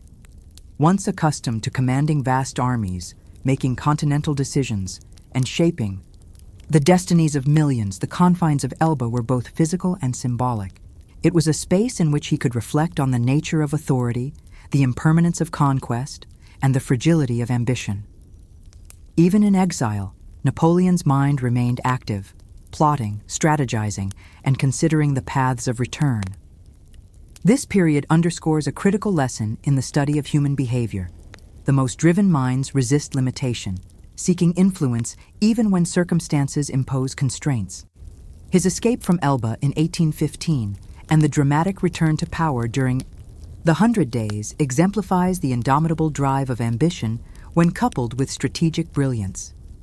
Yet even this triumphant return would prove fleeting, a final testament to the precarious balance between genius and overreach. The climactic Battle of Waterloo serves as the dramatic fulcrum of his final descent. Despite strategic experience, unmatched in Europe, Napoleon confronted a combination of factors beyond his control. The resilience of coalition forces, adverse weather, delayed communications, and exhaustion among his troops. His misjudgments, compounded by circumstance, culminated in defeat. The human lesson here is profound. Even mastery of one domain cannot insulate an individual from complexity, chance, and systemic resistance. Napoleon's surrender and subsequent exile to St. Helena represent the ultimate confrontation with the limits of human control. Removed from Europe, cut off from political influence, and under constant British supervision, he faced a stark reality. The world he had sought to dominate had moved beyond him. In these final years, the theater of ambition contracted to the island itself, where reflection, memory, and mortality became his primary companions. On St. Helena, Napoleon engaged in rigorous intellectual activity. He dictated memoirs, analyzed campaigns, wrote letters, and studied history. This period highlights an essential dimension of his character, the insatiable drive to understand, interpret, and record. Even in defeat, he sought to derive meaning from experience, transforming personal misfortune into a structured narrative. Modern observers can draw from this the lesson that introspection, analysis, and self-awareness remain vital, even amidst personal and professional collapse. Health, inevitably, became a pressing concern. The isolation, harsh climate, and previous physical exertions took their toll. Napoleon's struggle with illness underscores the universality of human vulnerability. No intellect, ambition, or skill can fully shield one from biological reality. Mortality is the ultimate constraint, reminding us that all human endeavor exists within temporal bounds. In contemplating this, we confront fundamental questions about legacy, purpose, and the finite nature of life. Despite physical decline, Napoleon's reflections on leadership, ethics, and history became sharper. He contemplated the consequences of his decisions, the motivations of allies and adversaries, and the structural forces shaping human events. These reflections reveal a mind deeply concerned with moral and philosophical questions. He pondered the relationship between power and justice, ambition and morality, strategy and human cost. In this, Napoleon becomes more than historical figure. He becomes a philosopher, a student of the human condition, and a cautionary exemplar of both brilliance and hubris. Napoleon's interactions with visitors, aides, and his own inner circle during exile illustrate the psychological dimensions of power in reverse. Once commanding millions, he now depended on interpretation, counsel, and the approval of distant observers. This shift provides insight into the psychology of authority. Influence is relational, contingent, and ephemeral. The lessons extend beyond history into contemporary leadership, social dynamics, and personal development. Those who wield power must recognize its transient nature, the necessity of ethical stewardship, and the fragility of reputation. Historically, Napoleon's final years crystallized the tension between legacy and memory. He meticulously documented campaigns, issued proclamations, and shaped narratives to influence posterity. These acts of memory-making underscore a universal human concern, the desire to control how one is remembered. In contemporary terms, Napoleon's efforts parallel modern attempts at branding, historiography, and media narrative construction. His experience demonstrates that while one cannot control all events, one can shape interpretation, and that this, too, carries ethical and philosophical weight. The isolation of St. Helena also fostered profound reflection on personal ambition and its consequences. Napoleon evaluated the human cost of conquest, the limits of centralized authority, and the fragile equilibrium between achievement and responsibility. He grappled with remorse, pride, and the unrelenting tension between ego and ethics. These reflections reveal an enduring moral lesson. Greatness is inseparable from accountability, and the exercise of power demands self-awareness, foresight, and ethical clarity. Culturally, Napoleon's final chapter contributes to his mythos as both hero and tragic figure. The narrative of exile, reflection, and mortality resonates across time, offering a story that is simultaneously cautionary and inspiring. Modern societies interpret these events through multiple lenses: historical, psychological, philosophical, and even artistic. Napoleon's downfall reminds us that ambition unchecked by humility and morality leads to collapse, while his intellect and vision demonstrate the heights achievable when talent is applied with purpose. Philosophically, his life in exile illuminates the limits of human agency. Even the most brilliant strategist cannot overcome all variables. Nature, circumstance, opposition, and time impose inevitable constraints. In this, Napoleon's experience aligns with the perennial human struggle, the tension between aspiration and limitation. His story prompts reflection on the balance between action and acceptance, ambition and prudence, vision and ethical responsibility. The global significance of Napoleon's decline lies not merely in military defeat, but in the broader implications for governance, leadership, and history. His fall catalyzed political realignments, influenced legal reforms, and reshaped European society. The Congress of Vienna, the restoration of monarchies, and the eventual spread of nationalism were all in part reactions to his audacity and ambition.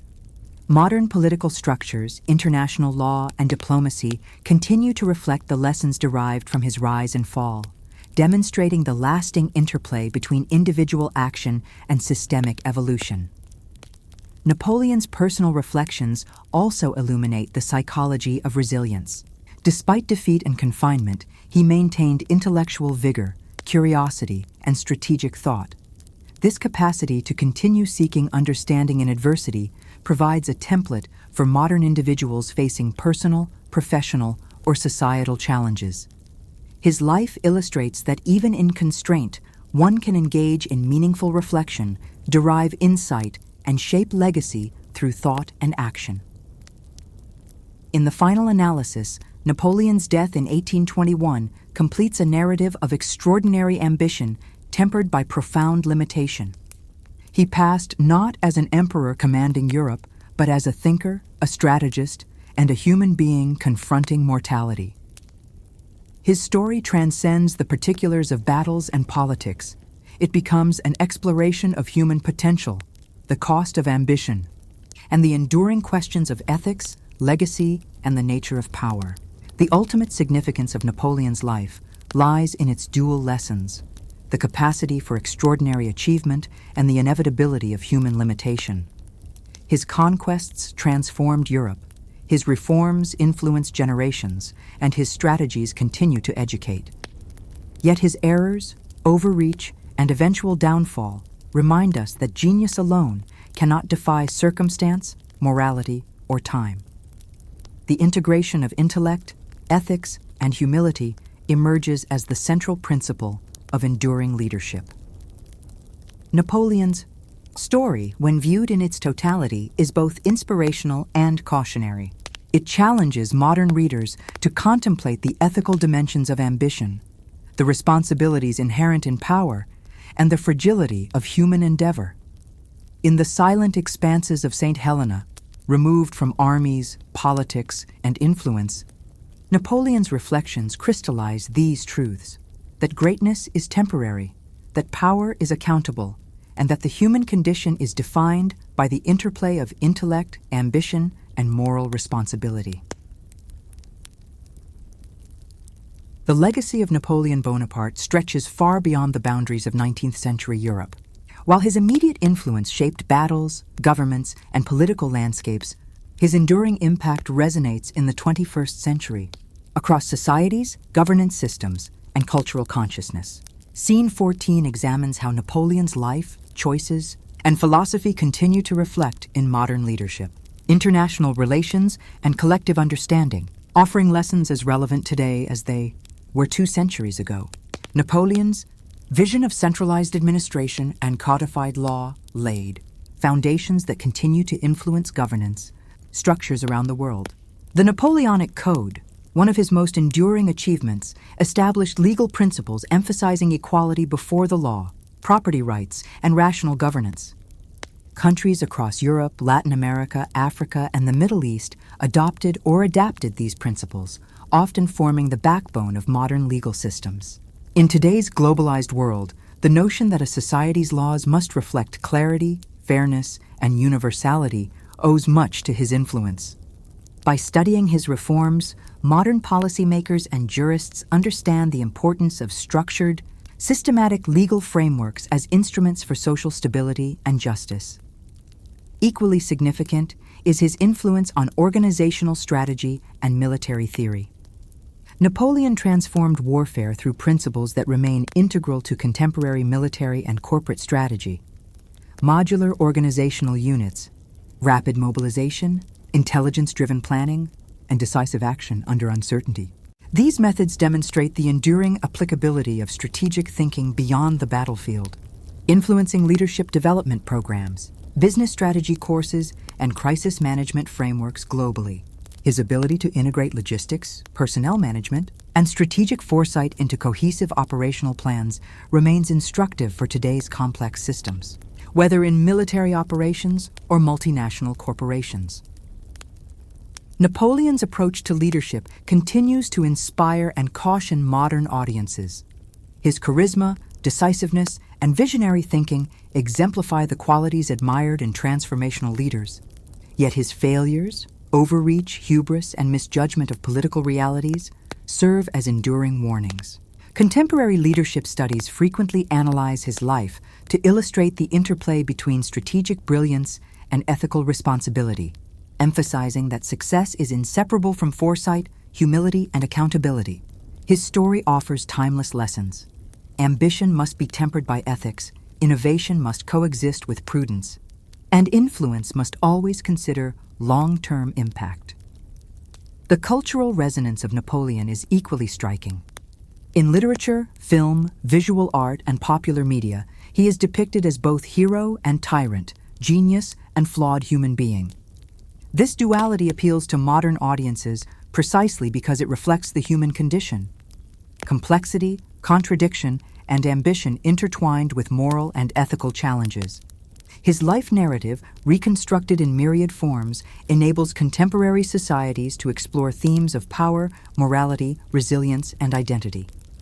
In this, Napoleon becomes not merely a historical figure, but a cultural lens, through which modern humanity examines its aspirations and limitations. Global diplomacy, too, bears traces of his influence. Napoleon's ambition and territorial restructuring of Europe forced nations to reconsider alliances, strategy, and governance. Modern international relations, from treaty negotiations to conflict resolution, still reflect principles he demonstrated: the importance of strategic foresight, coalition management, and the anticipation of countermoves in complex, multi-party interactions. His successes and failures reveal lessons about negotiation, risk assessment, and the balance between aggression and diplomacy that remain central to contemporary geopolitics. Modern social psychology also draws upon Napoleon's life to explore the dynamics of power and influence. His ability to inspire loyalty, manage perception, and shape collective behavior illustrates fundamental truths about human motivation, social hierarchies, and charisma. These lessons inform organizational management, leadership coaching, and even marketing psychology, highlighting how individuals can motivate, influence, and mobilize groups effectively. At the same time, his overconfidence and isolation offer cautionary insights into the dangers of ego-driven decision-making, providing case studies in the ethical and psychological dimensions of leadership. The impact of Napoleon on education is notable as well. His establishment of schools, military academies, and educational reforms reflected his belief that intellect, discipline, and civic understanding are essential for societal progress. Modern educational theory emphasizes meritocracy, strategic thinking, and civic responsibility, principles that echo his initiatives. Today's curricula, leadership programs, and professional development frameworks continue to draw inspiration from his integrated approach to knowledge, training, and application, reinforcing the enduring relevance of his vision. Napoleon's personal ambition, examined in the contemporary context, also provides insight into the balance between individual aspiration and societal responsibility. His life underscores that great vision often entails profound consequences, both for oneself and for the larger community. Modern leaders, entrepreneurs, and innovators encounter similar ethical and strategic dilemmas. How to pursue transformative goals without imposing disproportionate costs. How to balance risk and reward, and how to ensure that influence serves collective well-being as well as personal achievement. Napoleon's successes and failures alike illustrate these enduring tensions. Culturally, his narrative also informs the way societies engage with memory and legacy.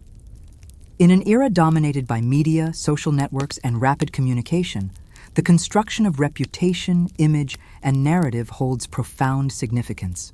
Napoleon's meticulous documentation, public imagery, and strategic communication demonstrate the power of controlling narrative, shaping perception, and influencing memory. Lessons that resonate in today's world of branding, media strategy, and public diplomacy. He teaches that legacy is as much crafted through storytelling as through action, a principle profoundly relevant to modern social, political, and cultural life. Modern leadership and ethics programs frequently cite Napoleon as a case study in the duality of human potential, the capacity for extraordinary achievement, and the simultaneous risk of overreach and moral compromise.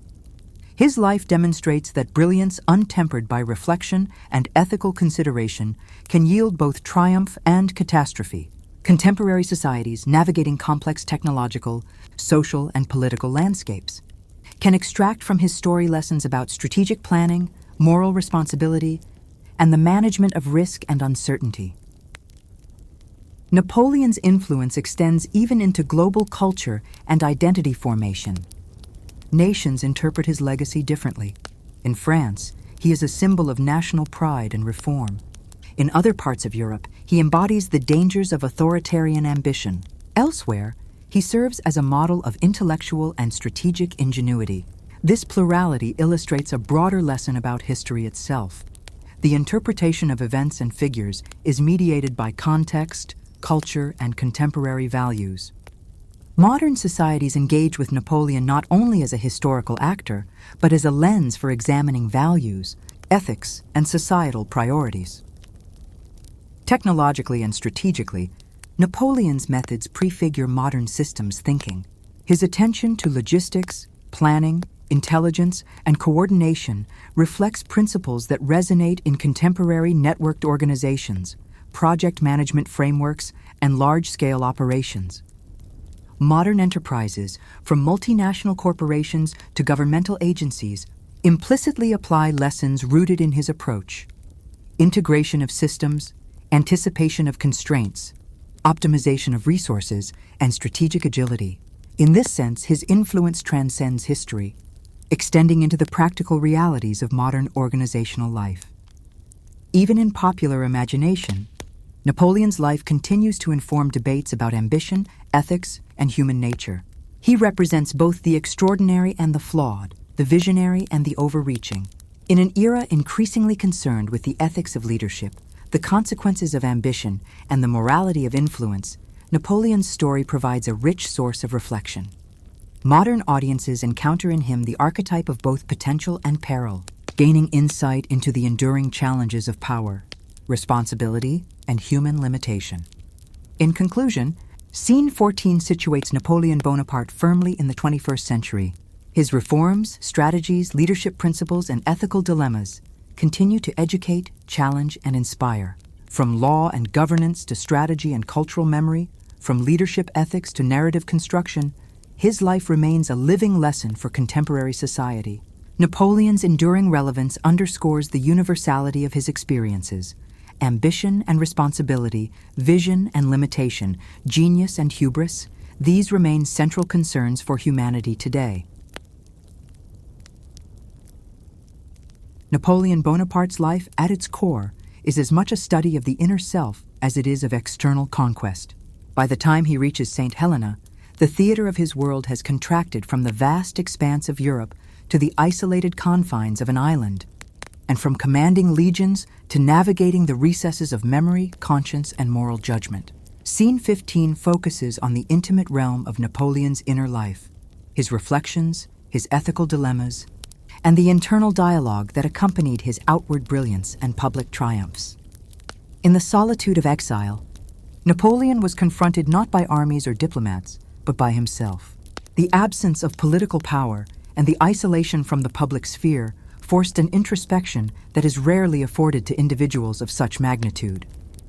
Stripped of the immediacy of influence, he was left to grapple with questions that are universally human: the worth of one's actions, the morality of ambition, and the reconciliation of personal desire with public consequence. These reflections transform his story from a mere historical chronicle into a profound exploration of the human condition. Napoleon's inner conflict can be traced through his meticulous memoirs, letters, and recorded conversations. On one hand, he celebrated his achievements: the unification of laws, the restructuring of governments, the inspiration of intellectual and military innovation. On the other, he wrestled with the costs: the lives lost in campaigns, the suffering imposed on populations, and the moral compromises made in pursuit of glory. This tension between pride and remorse, accomplishment and ethical reckoning, forms the foundation of his psychological narrative. A central theme of Napoleon's inner life was the pursuit of legacy.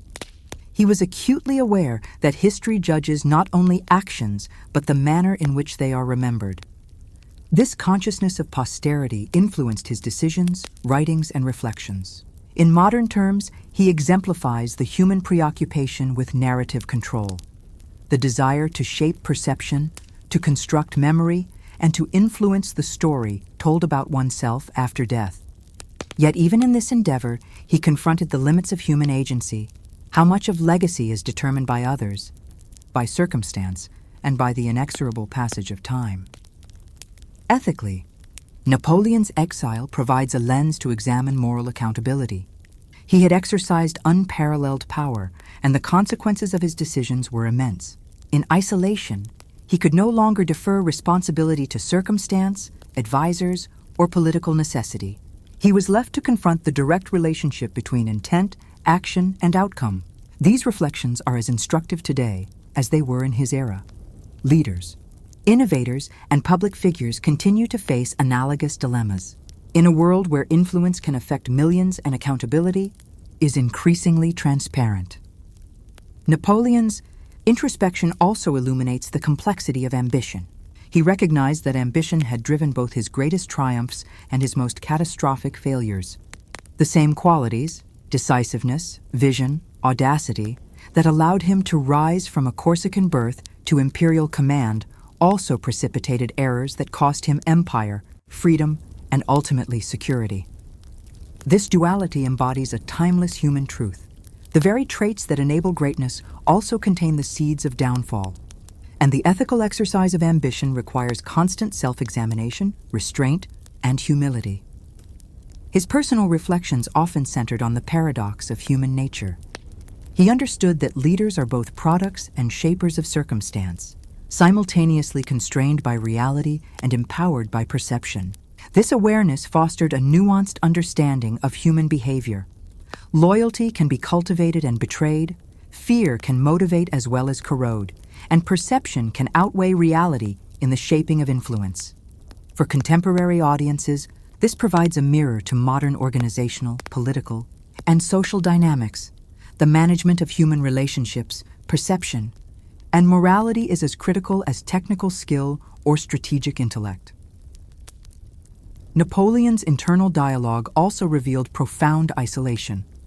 The solitude of exile intensified self-awareness, but also magnified his vulnerabilities.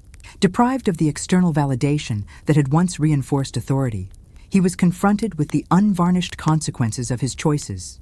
His reflections suggest a consciousness of the fragility of human power, the impermanence of control, and the inevitability of mortality. In this, his experience resonates with universal human anxieties, the tension between aspiration and limitation, between self-image and reality, and between action and consequence. The moral and philosophical dimensions of Napoleon's exile are further evident in his engagement with historical precedent. He analyzed the lives of previous leaders, the dynamics of empires, and the patterns of rise and fall. In doing so, he positioned himself within a continuum of human experience, seeking to understand his place in the grand narrative of history. This perspective underscores a timeless lesson. Self-reflection within a broader context allows for the integration of personal experience with collective wisdom, enabling learning from both triumphs and errors. Napoleon's reflections also grappled with the tension between justice and power. He understood that the pursuit of authority often conflicts with ethical imperatives. The reforms he implemented were designed to stabilize societies, improve governance, and codify fairness, yet these achievements were inseparable from coercion, conquest, and the subjugation of populations. His internal reckoning with this paradox reveals a profound ethical engagement. True leadership involves navigating the delicate balance between effectiveness and morality, a lesson as relevant to modern governance, business, and social organization as it was in early 19th century Europe.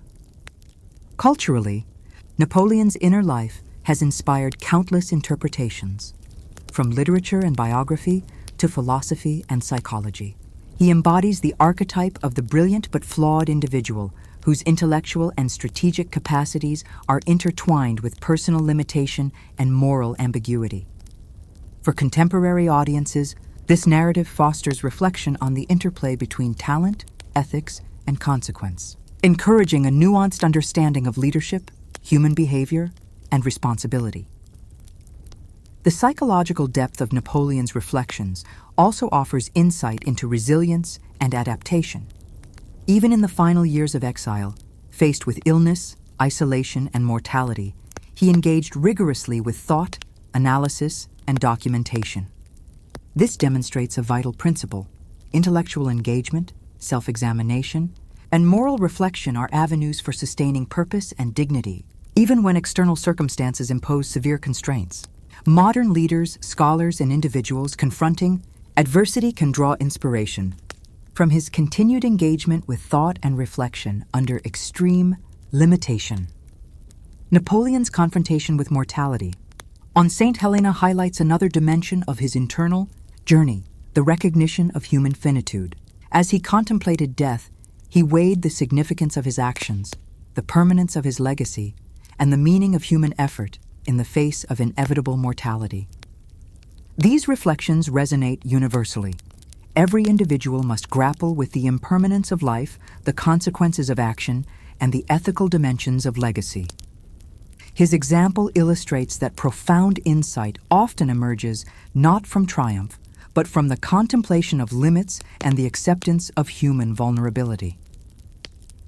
In the broader human context, Napoleon's introspection offers lessons on accountability, ethical ambition, and self-awareness. His inner life underscores that influence and authority carry responsibilities that cannot be delegated. Choices, once enacted, reverberate beyond intention, affecting individuals, societies, and history itself. Modern observers faced with analogous responsibilities in governance, business, or social leadership can apply these lessons to navigate ethical complexity and strategic consequence. In conclusion, Scene 15 reveals Napoleon Bonaparte not merely as a historical actor, but as a profoundly introspective human being, wrestling with the moral, ethical, and psychological dimensions of power, ambition, and consequence. His inner life, explored in exile, offers timeless insight into the interplay between intellect, morality, and human limitation. For contemporary audiences, the narrative fosters reflection on ethical leadership, personal responsibility, and the enduring tension between aspiration and restraint. Through the lens of Napoleon's internal dialogue, modern society can engage with questions that remain eternally relevant. How should ambition be exercised ethically? How do we reconcile personal desire with societal responsibility? How can insight, reflection, and humility temper the exercise of power?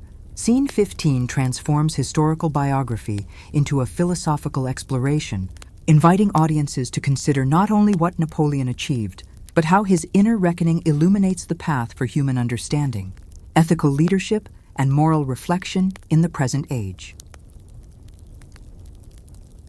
The narrative of Napoleon Bonaparte converges toward reflection, synthesis, and the distillation of meaning from a life both extraordinary and cautionary. Napoleon's journey from Corsican obscurity to the heights of European dominion, and finally to the isolation of St. Helena, is not merely a chronicle of conquests, battles, and political maneuvers. It is a study in the interplay of ambition, intellect, morality, and human limitation. This scene seeks to draw the threads of his life together, exploring the enduring lessons and relevance of his story for both history and contemporary society. The first lesson lies in the nature of ambition itself. Napoleon's ascent demonstrates that vision, determination, and strategic intelligence can transform seemingly insurmountable obstacles into opportunity. He leveraged intellect, charisma, and discipline to achieve dominance over nations, inspire loyalty among diverse peoples, and implement reforms that endure to this day. Yet his life simultaneously serves as a warning that ambition, unchecked by humility and ethical reflection, can precipitate downfall. Modern audiences, particularly leaders and innovators, are reminded that the pursuit of excellence must be balanced with awareness of limits, consequences, and ethical responsibility. Central to understanding Napoleon's life is the duality of power and its moral implications. Power, as Napoleon experienced it, is intoxicating, transformative, and deeply influential. It enables vision to become reality, ideas to shape societies, and individuals to leave enduring legacies. Yet power is inherently constrained by circumstance, human behavior, and systemic forces. Napoleon's failures, the Russian campaign, the Peninsular War, Waterloo, illustrate the consequences of overreach and miscalculation, highlighting that mastery over others does not confer mastery over reality. Contemporary observers can extrapolate this lesson to fields ranging from governance and business to science and culture. Influence is potent but bounded, and ethical stewardship is imperative. Another enduring lesson is the value of strategy, foresight, and preparation. Napoleon meticulously planned military campaigns, administrative reforms, and governance structures, emphasizing attention to detail, anticipation of contingencies, and flexible execution. These principles resonate strongly in today's world, where strategic thinking is essential in complex environments.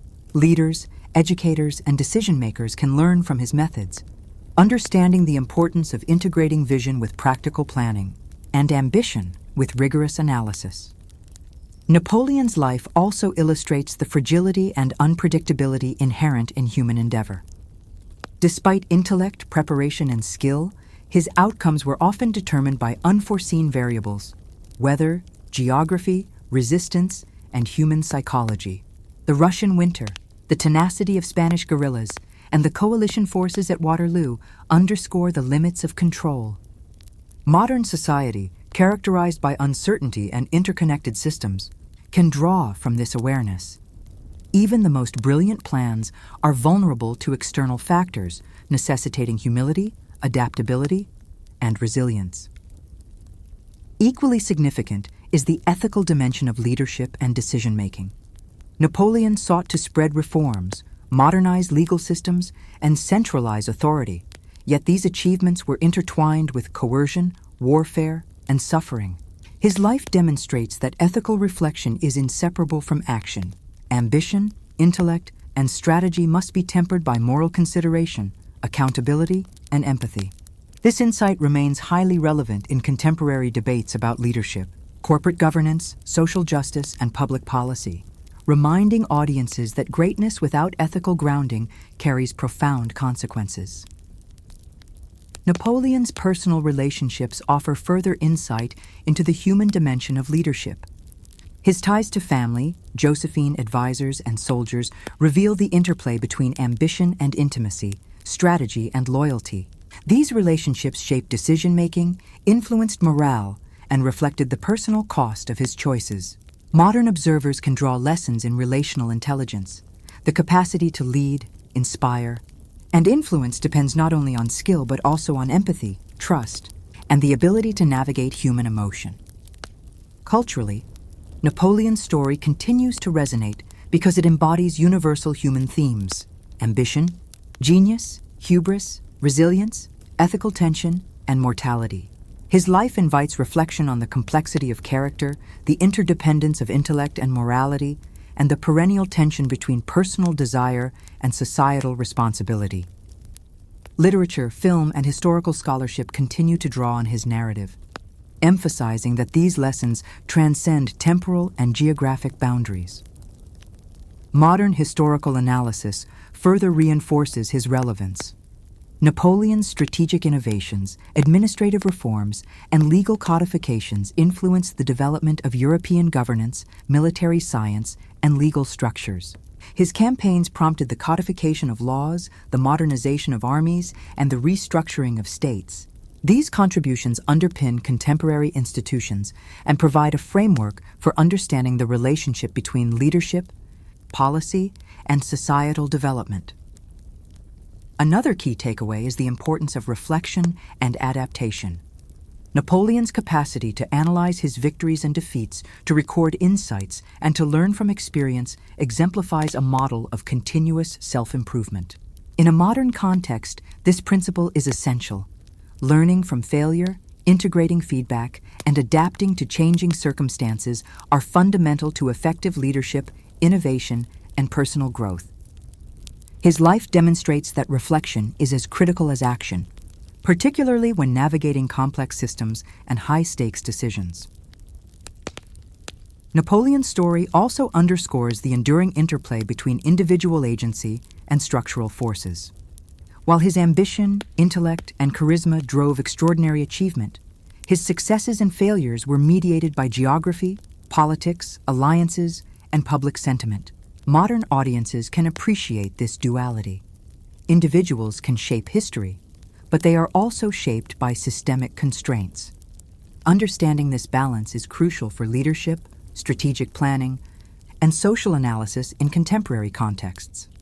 In addition, Napoleon's engagement with legacy provides profound insight into the human desire for meaning. He meticulously documented his achievements, corresponded extensively, and sought to shape historical memory. This reflects a universal human concern: the desire to be remembered, to influence posterity, and to derive significance from one's actions. In the modern age, where visibility, narrative control, and reputation dominate social and professional landscapes, his example underscores the enduring importance of intentional legacy building. Finally, Napoleon's life invites contemplation of mortality, humility, and the passage of time. His ultimate exile and death remind us that human endeavor is finite, and that all influence, however formidable, is temporary. This truth encourages ethical reflection, the cultivation of resilience, and a focus on long-term impact rather than immediate gratification. Modern audiences, facing rapid technological, social, and political change, can draw inspiration and guidance from this awareness, integrating ambition with reflection and achievement with ethical responsibility. In conclusion, Scene 16 synthesizes the entire arc of Napoleon's life into a compendium of lessons relevant across centuries. His journey from Corsican origins to European domination and final exile exemplifies the duality of human capability, extraordinary potential coupled with inherent limitation. The themes of ambition, intellect, ethical responsibility, strategy, reflection, and legacy interweave to form a narrative of enduring educational and philosophical value. Napoleon Bonaparte remains a figure who transcends history. He challenges audiences to consider the ethical exercise of power, the limits of human endeavor, the consequences of ambition, and the importance of reflective self-awareness. His life provides a template for understanding leadership, morality, human psychology, and historical causality. Scene 16 presents his story as both inspiration and caution, offering a profound framework for contemplating human action, legacy, and ethical responsibility in the modern world. Through the lens of his life, viewers are invited to grapple with the same questions that defined his existence. How should ambition be exercised responsibly? How can intellect and strategy align with ethical judgment? What lessons do failure, reflection, and mortality offer for guiding present and future actions? Napoleon's narrative compels us to consider these questions deeply, bridging centuries and illuminating the enduring complexity of the human condition.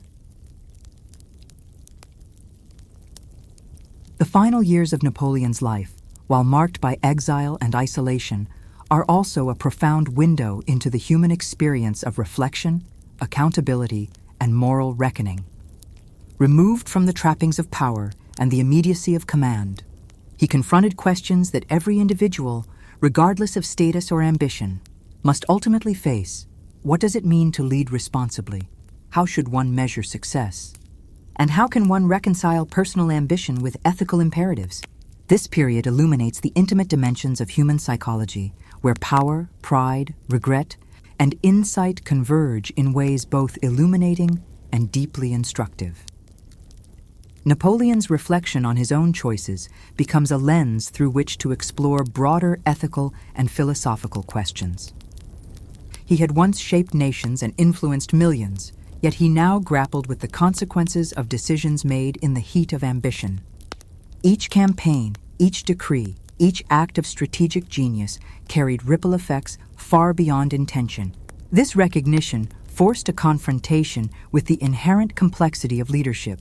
That influence, whether military, political, or social, is inseparable from responsibility, and that every choice echoes in ways both predictable and unforeseen. Within the quiet of St. Helena, Napoleon's inner life oscillated between pride in achievement and acute awareness of failure. He meticulously reviewed battles won and lost, reflecting on the alignment of strategy, timing, and human behavior. The victories he had secured were analyzed not merely as points of triumph, but as lessons in discipline, foresight, and the coordination of resources. Yet he did not spare himself scrutiny over mistakes, errors in judgment, miscalculations in logistics, and the arrogance that led to overextension. The duality of his reflections, celebration intertwined with remorse, captures a universal human condition. Success and failure are inseparable, and wisdom emerges only when both are acknowledged with honesty. This period also emphasizes the psychological tension between the desire for legacy and the reality of mortality. Napoleon was acutely aware that history's judgment was beyond his control.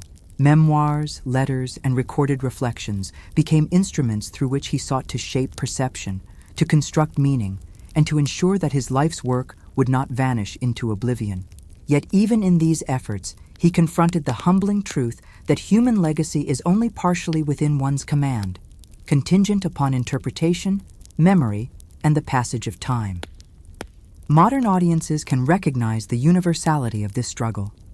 Every individual must reconcile aspiration with the limits of influence, and intention with the unpredictability of posterity. Ethically, Napoleon's contemplations underscore the tension between ambition and human cost. He had sought to advance reforms, codify law, and centralize governance, yet these achievements were inseparable from campaigns that caused suffering, displacement, and death. His reflections highlight an essential moral lesson. Great achievements are inseparable from responsibility, and ethical leadership requires constant attention to the human consequences of every decision. In contemporary contexts, politics, corporate leadership, scientific exploration, the principle remains strikingly relevant.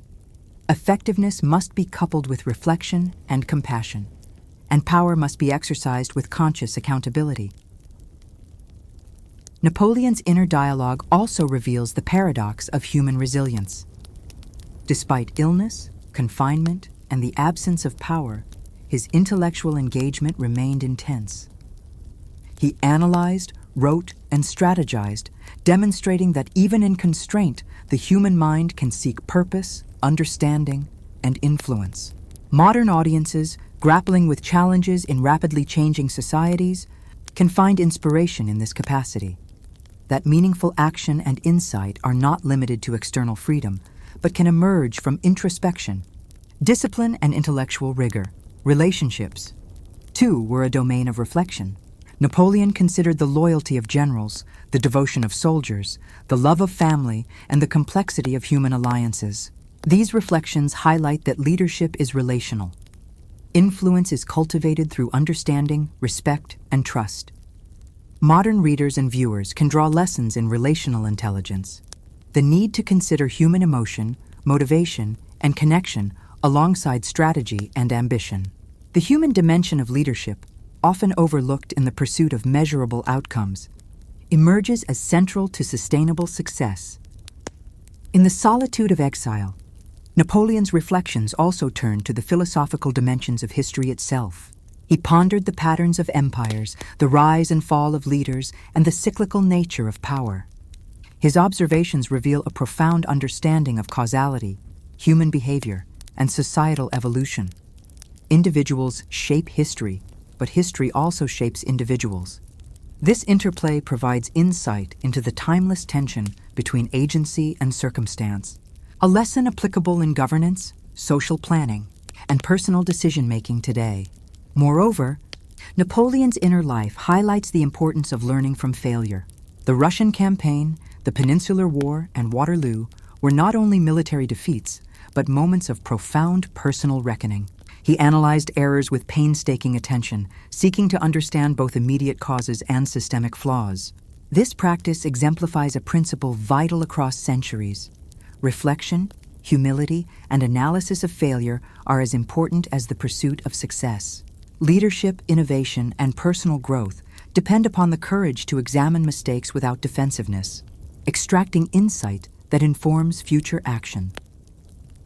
Napoleon's engagement with mortality adds another layer of universal significance. He recognized that all power is temporary and that human influence is constrained by time. In grappling with his impending death, he confronted the ultimate truth.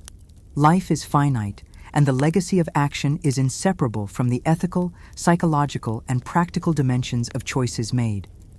For modern audiences, this confrontation with mortality encourages a perspective that integrates ambition, ethical consideration, and reflection on the broader consequences of one's actions. The narrative of Napoleon's final years also emphasizes the interplay of intellect and emotion. His strategic mind, which had once orchestrated vast military campaigns, now navigated the terrains of memory, regret, hope, and ethical evaluation. This duality, analytical thought intertwined with moral and emotional insight, illustrates the complexity of human cognition and decision-making. Contemporary society, in fields as diverse as leadership, psychology, and education, can draw from this model. Effective judgment requires both rational analysis and ethical emotional awareness. Napoleon's story, in its entirety, becomes an enduring meditation on the nature of greatness. True accomplishment is not defined solely by achievement, conquest, or reputation. It is also measured by ethical responsibility, reflection on consequence, and the integration of ambition with humanistic understanding. His life challenges audiences to contemplate the balance between vision and limitation, power and morality, intellect and conscience, a framework for evaluating leadership, personal conduct, and societal influence. Even in exile, Napoleon's life serves as a bridge between historical narrative and personal reflection. He embodies the potential and peril of human ambition, offering lessons for both individual self-understanding and societal governance. His reflections invite audiences to consider how decisions, relationships, and actions resonate beyond immediate context, influencing history, society, and collective memory. This perspective encourages mindfulness in leadership, deliberate ethical engagement, and an awareness of the long-term consequences of ambition. In the culmination of his introspection, Napoleon confronts the unity of personal, ethical, and historical responsibility.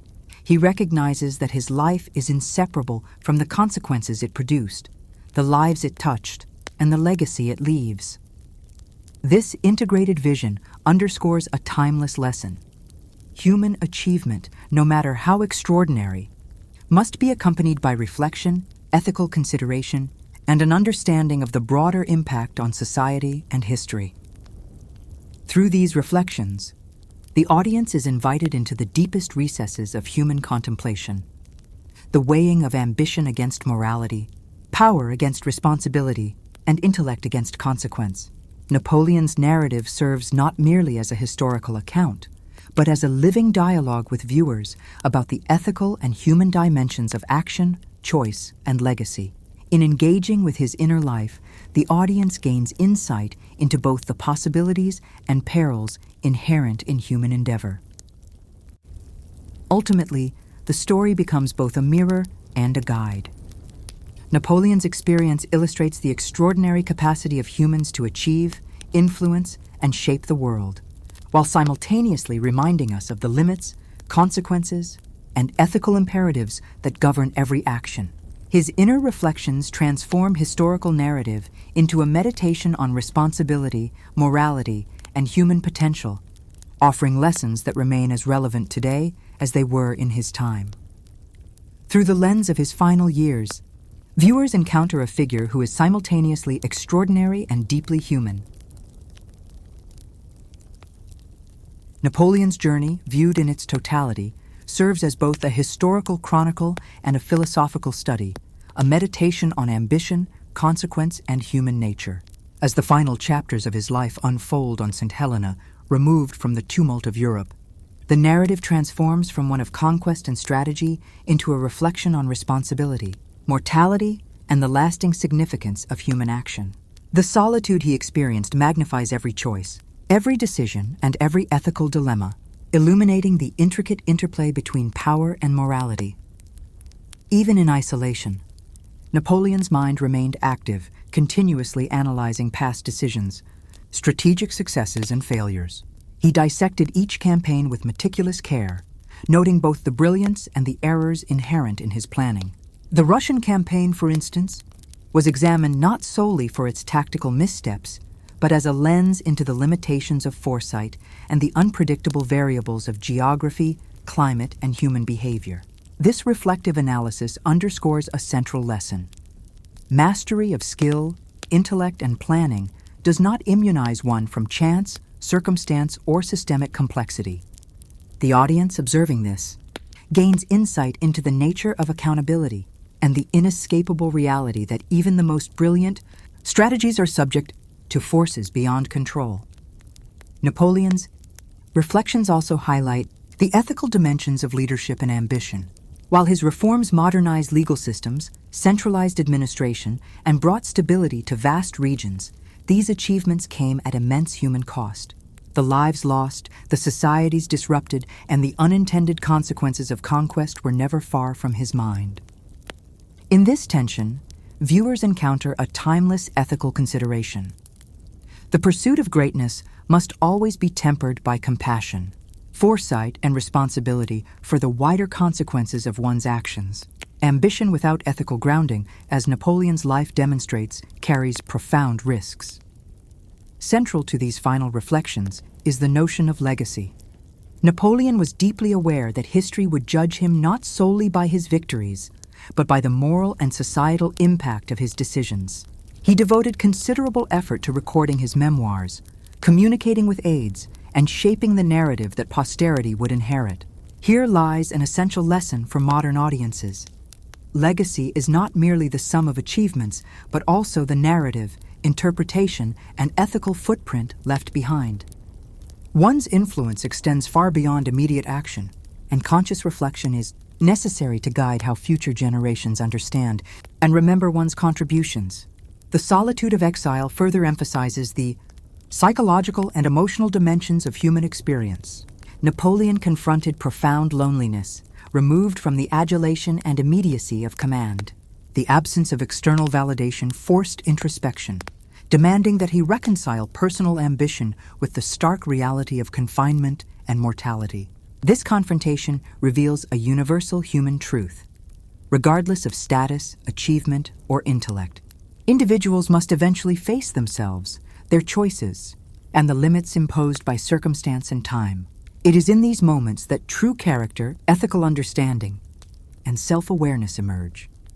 Napoleon's reflections on human behavior, strategy, and governance also illuminate enduring principles relevant to contemporary life. He observed the motivations of allies and adversaries, the fragility of loyalty, and the power of perception. Leadership, he understood, is relational. Influence is earned and maintained through trust, strategy, and ethical comportment. Modern viewers can apply these insights in domains ranging from politics and business to education and personal relationships, recognizing that authority and influence require more than technical skill. They demand understanding, empathy, and foresight. The narrative of his final years also engages with the human struggle to reconcile ambition and limitation. Napoleon's unparalleled achievements demonstrate the heights human ingenuity can reach, yet his failures underscore the inevitability of constraint. Ambition drives innovation, strategy, and action, but unchecked ambition risks hubris, overreach, and consequence. The balance between aspiration and humility, vision and ethical consideration remains as vital today as it was in his era. Observers are reminded that leadership is not merely about achieving objectives, but about navigating the moral, strategic, and social dimensions of every decision. Moreover, Napoleon's intellectual engagement during exile emphasizes the importance of reflection and learning from experience. Even when stripped of power, he continued to study history, military theory, governance, and human behavior. This intellectual rigor in the face of constraint illustrates a broader principle. The capacity for insight, learning, and moral reflection is not dependent on external circumstances. It is a universal tool for personal growth, ethical decision-making, and understanding the broader consequences of one's actions. Napoleon's final years also cast light on the relationship between human mortality and ambition. Removed from influence, facing declining health, and aware of the finitude of life, he confronted the ultimate reality that no conquest, no law, and no strategy can withstand the passage of time. The audience, reflecting on this, is invited to consider the impermanence of human achievement and the need to align action with ethical and lasting purpose. Mortality serves as both constraint and catalyst, compelling reflection on legacy, responsibility, and the meaning of endeavor. The psychological depth of Napoleon's reflections offers insight into resilience under adversity. Despite illness, isolation, and the fading of influence, he engaged rigorously with thought, writing, and reflection. This capacity demonstrates a critical lesson. Meaningful, intellectual, and ethical engagement can persist even in the face of extreme limitation. For modern audiences, it serves as a model of resilience, illustrating that constraints can foster clarity, insight, and depth of understanding, rather than mere stagnation. Relationships, memory, and loyalty also played central roles in shaping his reflections. He considered the decisions of generals, the support of soldiers, and the influence of family, recognizing that leadership is inherently relational. Influence is co-created with others, shaped by perception, trust, and shared understanding. Observers today can learn that leadership, ambition, and responsibility are inseparable from the ethical and relational dimensions of human engagement. Finally, the ethical and philosophical lessons of Napoleon's life converge in a meditation on human potential and limitation. His story demonstrates the heights to which intellect, strategy, and ambition can propel individuals while simultaneously highlighting the moral and practical consequences of untempered ambition. Greatness, the narrative reveals, is not merely measured by conquest or authority, but by the integration of reflection, responsibility, ethical awareness, and consideration of lasting impact. In essence, Napoleon's journey, particularly its final chapters, becomes both historical lesson and philosophical inquiry. It challenges viewers to examine the balance between achievement and morality, ambition and humility, intellect and ethical responsibility. The narrative demonstrates that influence is always relational and constrained, that power carries moral weight, and that the ultimate measure of life lies not only in accomplishments, but in reflective understanding of their consequences. Through this lens, the story of Napoleon offers contemporary relevance. Ambition must be balanced with reflection, power exercised with responsibility, and intellect guided by ethics. Leadership, personal growth, and human achievement are inseparable from moral awareness, foresight, and accountability. The audience engaging with his life in these final years is invited to contemplate not only historical events, but the timeless questions that govern human action, responsibility, and legacy. The enduring power of Napoleon's narrative lies in its ability to connect the extraordinary with the universal. While his achievements were exceptional, the ethical dilemmas, reflections on mortality, and tensions between ambition and limitation resonate with anyone navigating responsibility, influence, and consequence. Modern audiences can draw lessons not merely about historical events, but about the perennial human challenge: how to act wisely, ethically, and meaningfully within the constraints of circumstance, time, and human relationships. In conclusion, these final chapters serve as a mirror, reflecting both the extraordinary capacities and profound limitations inherent in humanity. Napoleon's reflections provide insight into ambition, morality, strategy, and ethical responsibility, offering timeless guidance for leadership, personal conduct, and the shaping of legacy. His story, while rooted in a specific historical context, becomes a universal meditation on human potential, resilience, and the ethical imperatives that define a life well considered. The final reflections of Napoleon's life, as he lingered in exile, reveal a convergence of history, morality, and human consciousness, where personal ambition, ethical responsibility, and historical consequence intersect in their most profound form. Removed from the immediacy of command, separated from the noise of politics and battle, and facing the inexorable reality of mortality, he was left to consider not only what he had achieved, but also what he had become. The solitude of St. Helena magnified every thought, every regret, every insight, turning the narrative of conquest into a meditation on the human condition itself. He revisited each decision with an unflinching eye, weighing tactical brilliance against moral cost.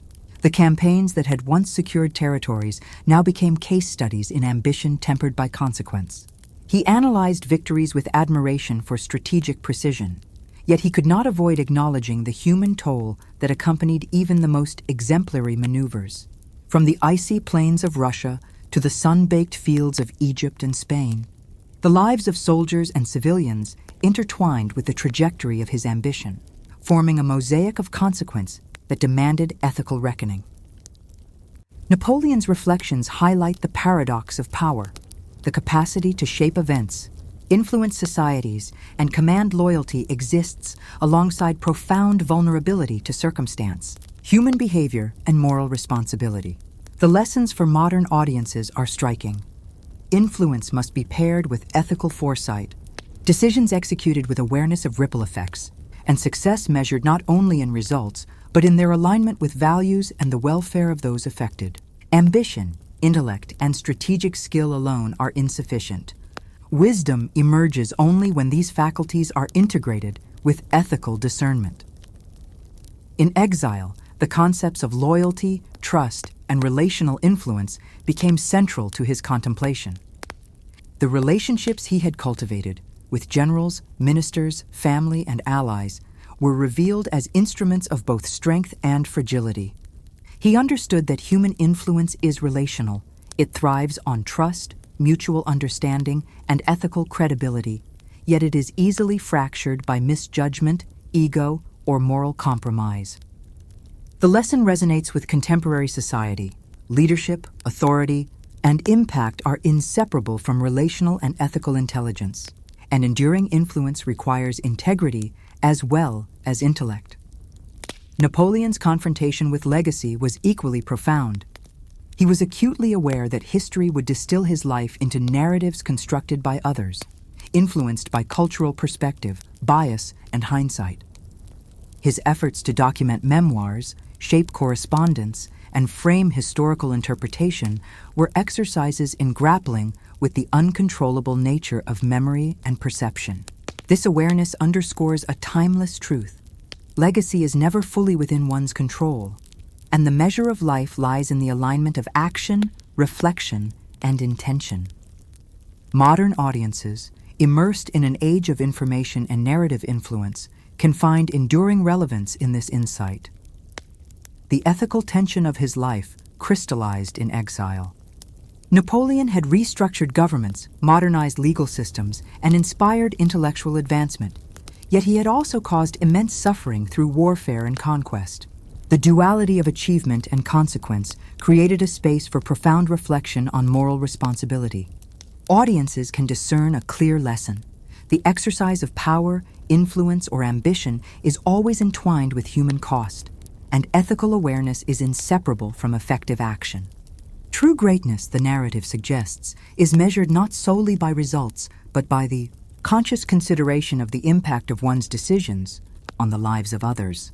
Napoleon's introspection also emphasizes the universality of human ambition and limitation. Even the most brilliant intellect, the most audacious strategy, and the most charismatic leadership are bounded by circumstance, mortality, and the unpredictable dynamics of human interaction. This duality, potential and limitation, defines the human experience.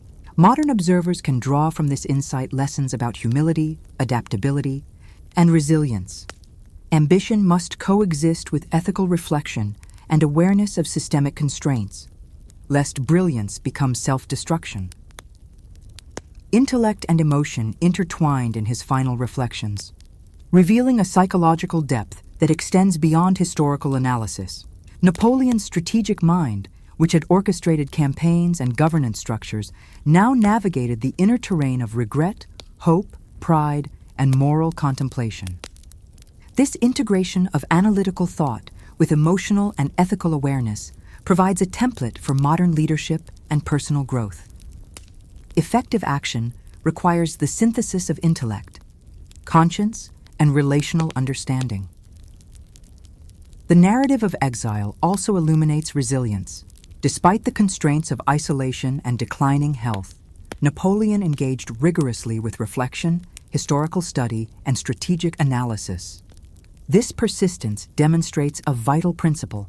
Human capacity for insight, ethical engagement, and intellectual rigor persists even under severe limitations.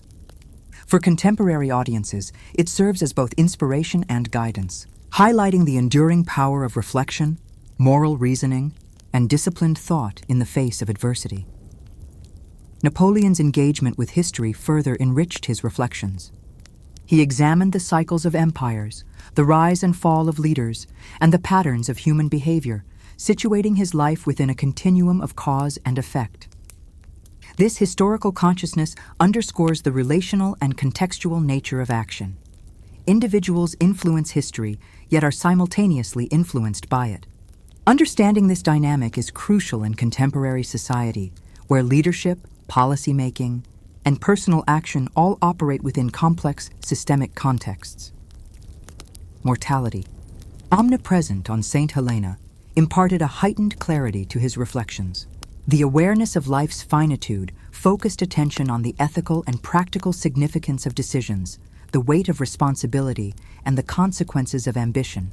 Observers can recognize a universal lesson. Life's brevity demands that power, influence, and achievement be exercised with consideration, foresight, and moral awareness. Time imposes limits on action and influence, and ethical reflection becomes the guiding principle in the face of impermanence. The narrative also underscores the interdependence of human cognition, ethical awareness, and relational insight. Napoleon's capacity to integrate strategic brilliance with moral and emotional understanding exemplifies an ideal of leadership that transcends historical context. Modern leaders, educators, and decision-makers can draw lessons about the necessity of balancing intellect with conscience, ambition with humility, and strategic execution with relational integrity. Finally, the story of Napoleon's final reflections converges on the broader human concern of meaning. He considered not merely his victories or reforms, but the significance of his life, the moral quality of his decisions, and the resonance of his influence through time. This engagement invites audiences to reflect on their own lives. What constitutes ethical action? How can ambition align with responsibility? And in what ways can one's choices create enduring positive impact? Napoleon's narrative becomes a lens for contemplating the intersection of human potential, ethical responsibility, and historical consequence. In this period of solitude and reflection, his story transcends biography and enters the realm of philosophical meditation. Ambition, intellect, strategy, ethical responsibility, relational influence, and mortality coalesce to form a narrative that is as much about human possibility as it is about historical events. Audiences are invited to confront universal questions. How should influence be exercised? How can achievement coexist with ethical integrity? How do individuals reconcile ambition with the human cost of their decisions? Through his life's reflection, Napoleon exemplifies the profound duality of human experience, the capacity for extraordinary achievement and the inevitability of limitation, the interplay of intellect and morality, and the inescapable consequences of action. The lessons derived from his final years offer enduring relevance, bridging centuries and inviting modern viewers to consider the ethical, psychological, and historical dimensions of their own actions. The final chapter of Napoleon's story, the culmination of a life marked by extraordinary ambition, strategic brilliance, and profound human complexity, is not merely the account of a man who rose from Corsican obscurity to the heights of imperial power. It is a meditation on the nature of human potential, the ethical dimensions of ambition, and the enduring consequences of action. As we trace the arc of his existence from youthful ambition to imperial dominance, from triumphs to exile, the narrative becomes a reflection on both history and the universal human condition, providing lessons that transcend time, geography, and circumstance. In the stillness of St. Helena, removed from armies, politics, and the immediate pressures of command, Napoleon faced the ultimate reality, the solitude imposed by mortality. Here, stripped of external validation, he could no longer rely on the acclaim of subjects, the loyalty of soldiers, or the tangible results of conquest to define him. Instead, he was compelled to confront the essence of his life, examining every action, every decision, and every moral compromise with unflinching scrutiny. This final reflection transforms his narrative from a historical record into a philosophical inquiry, inviting the audience to explore the interplay between ambition, intellect, ethical responsibility, and human limitation. Napoleon's insights during this period reveal a deep awareness of the paradoxes inherent in human existence. Ambition, the driving force behind his unparalleled achievements, was simultaneously a source of vulnerability. It propelled him to unify nations, reform legal systems, inspire innovation, and leave a mark on history unmatched by many contemporaries. Yet the very qualities that fueled these triumphs also led to overreach, misjudgment, and profound loss. The lesson for contemporary audiences is clear. Human potential is extraordinary, but without ethical grounding, self-awareness, and consideration of consequence, it carries inherent risks. His reflections on legacy are particularly instructive. Napoleon understood that history does not merely record events, but interprets them through the lens of culture, morality, and perception. To shape legacy, one must act with intentionality, moral discernment, and awareness of the broader impact of one's choices. Memoirs, letters, and recorded conversations were his tools for engaging with posterity, a deliberate effort to influence how future generations would understand his life. Yet he was also aware of the limits of this control. Legacy is co-created by others, interpreted through multiple perspectives, and ultimately filtered through the passage of time. This dual awareness of agency and limitation resonates deeply in today's world, where individuals and institutions navigate complex networks of influence, communication, and interpretation. Ethical reflection permeated every aspect of Napoleon's exile. He analyzed his campaigns not merely for tactical execution, but for their human impact.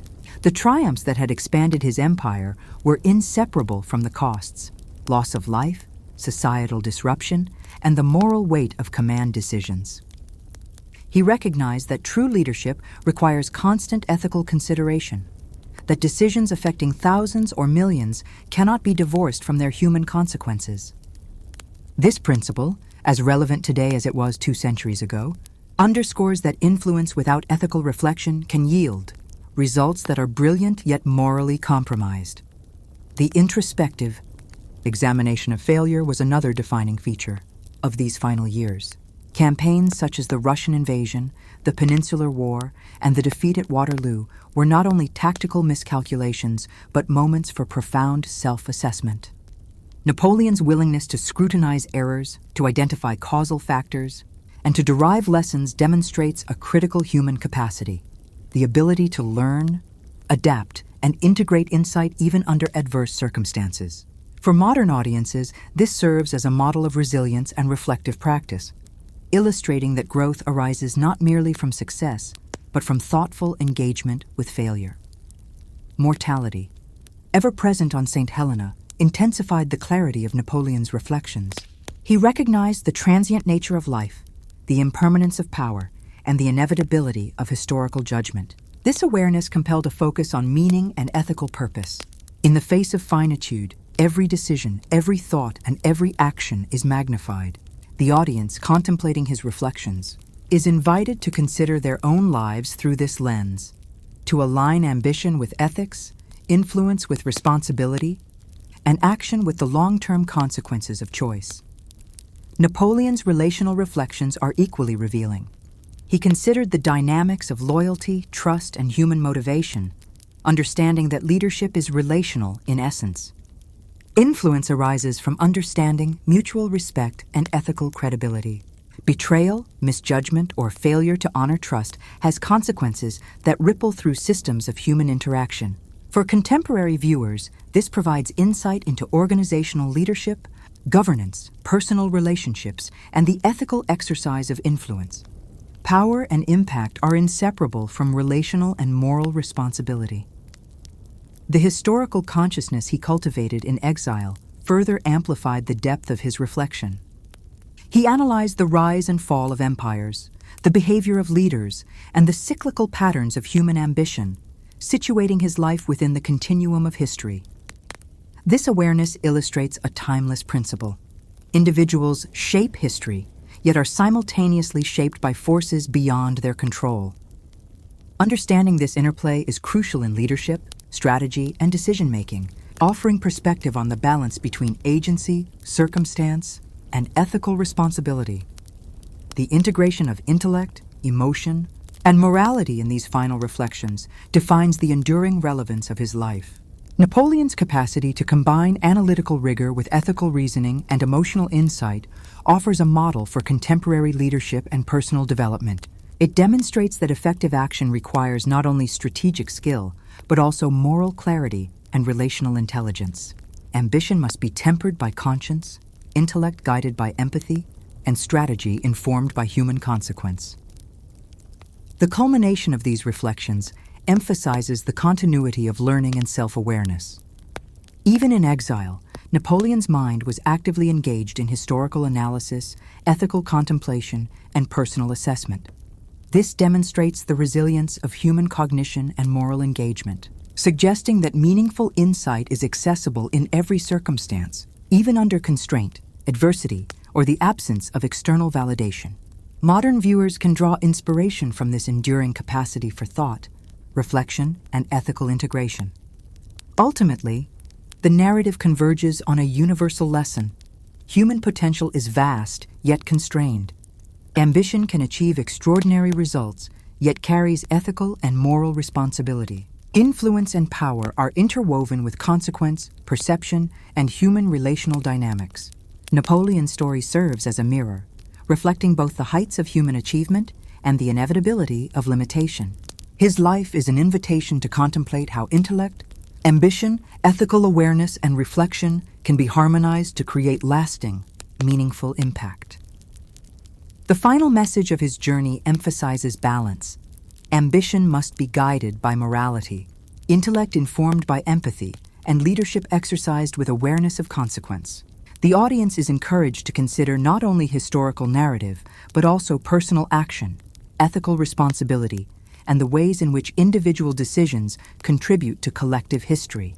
Through his life, viewers are invited to engage deeply with questions of purpose, legacy, and moral accountability, bridging centuries to confront enduring human challenges. Napoleon's narrative, in its entirety, becomes both historical record and philosophical inquiry. It offers lessons on resilience, ethical leadership, reflective practice, and the balance of ambition with moral integrity. Modern audiences can glean from its strategies for navigating complex systems, the importance of ethical foresight, and the value of introspection in guiding meaningful action. His life exemplifies the extraordinary potential of human endeavor, while simultaneously warning of the consequences of untempered ambition. In conclusion, the story reaches its ultimate synthesis. History and human experience are inseparable. Napoleon's achievements and failures, intellect and ambition, morality and misjudgment, converge to provide a lens through which audiences can explore the nature of leadership, ethical responsibility, and personal legacy. His life invites reflection on ambition guided by conscience, strategy informed by morality, and action tempered by awareness of human consequence. Through this final meditation, viewers are left with an enduring understanding. Greatness is measured not solely by triumph, influence, or reputation, but by the integration of thought, ethical responsibility, reflection, and the lasting impact of one's actions. Napoleon's journey is both a caution and an inspiration, a narrative that bridges history and timeless human inquiry, leaving a profound impression on those who engage with it fully.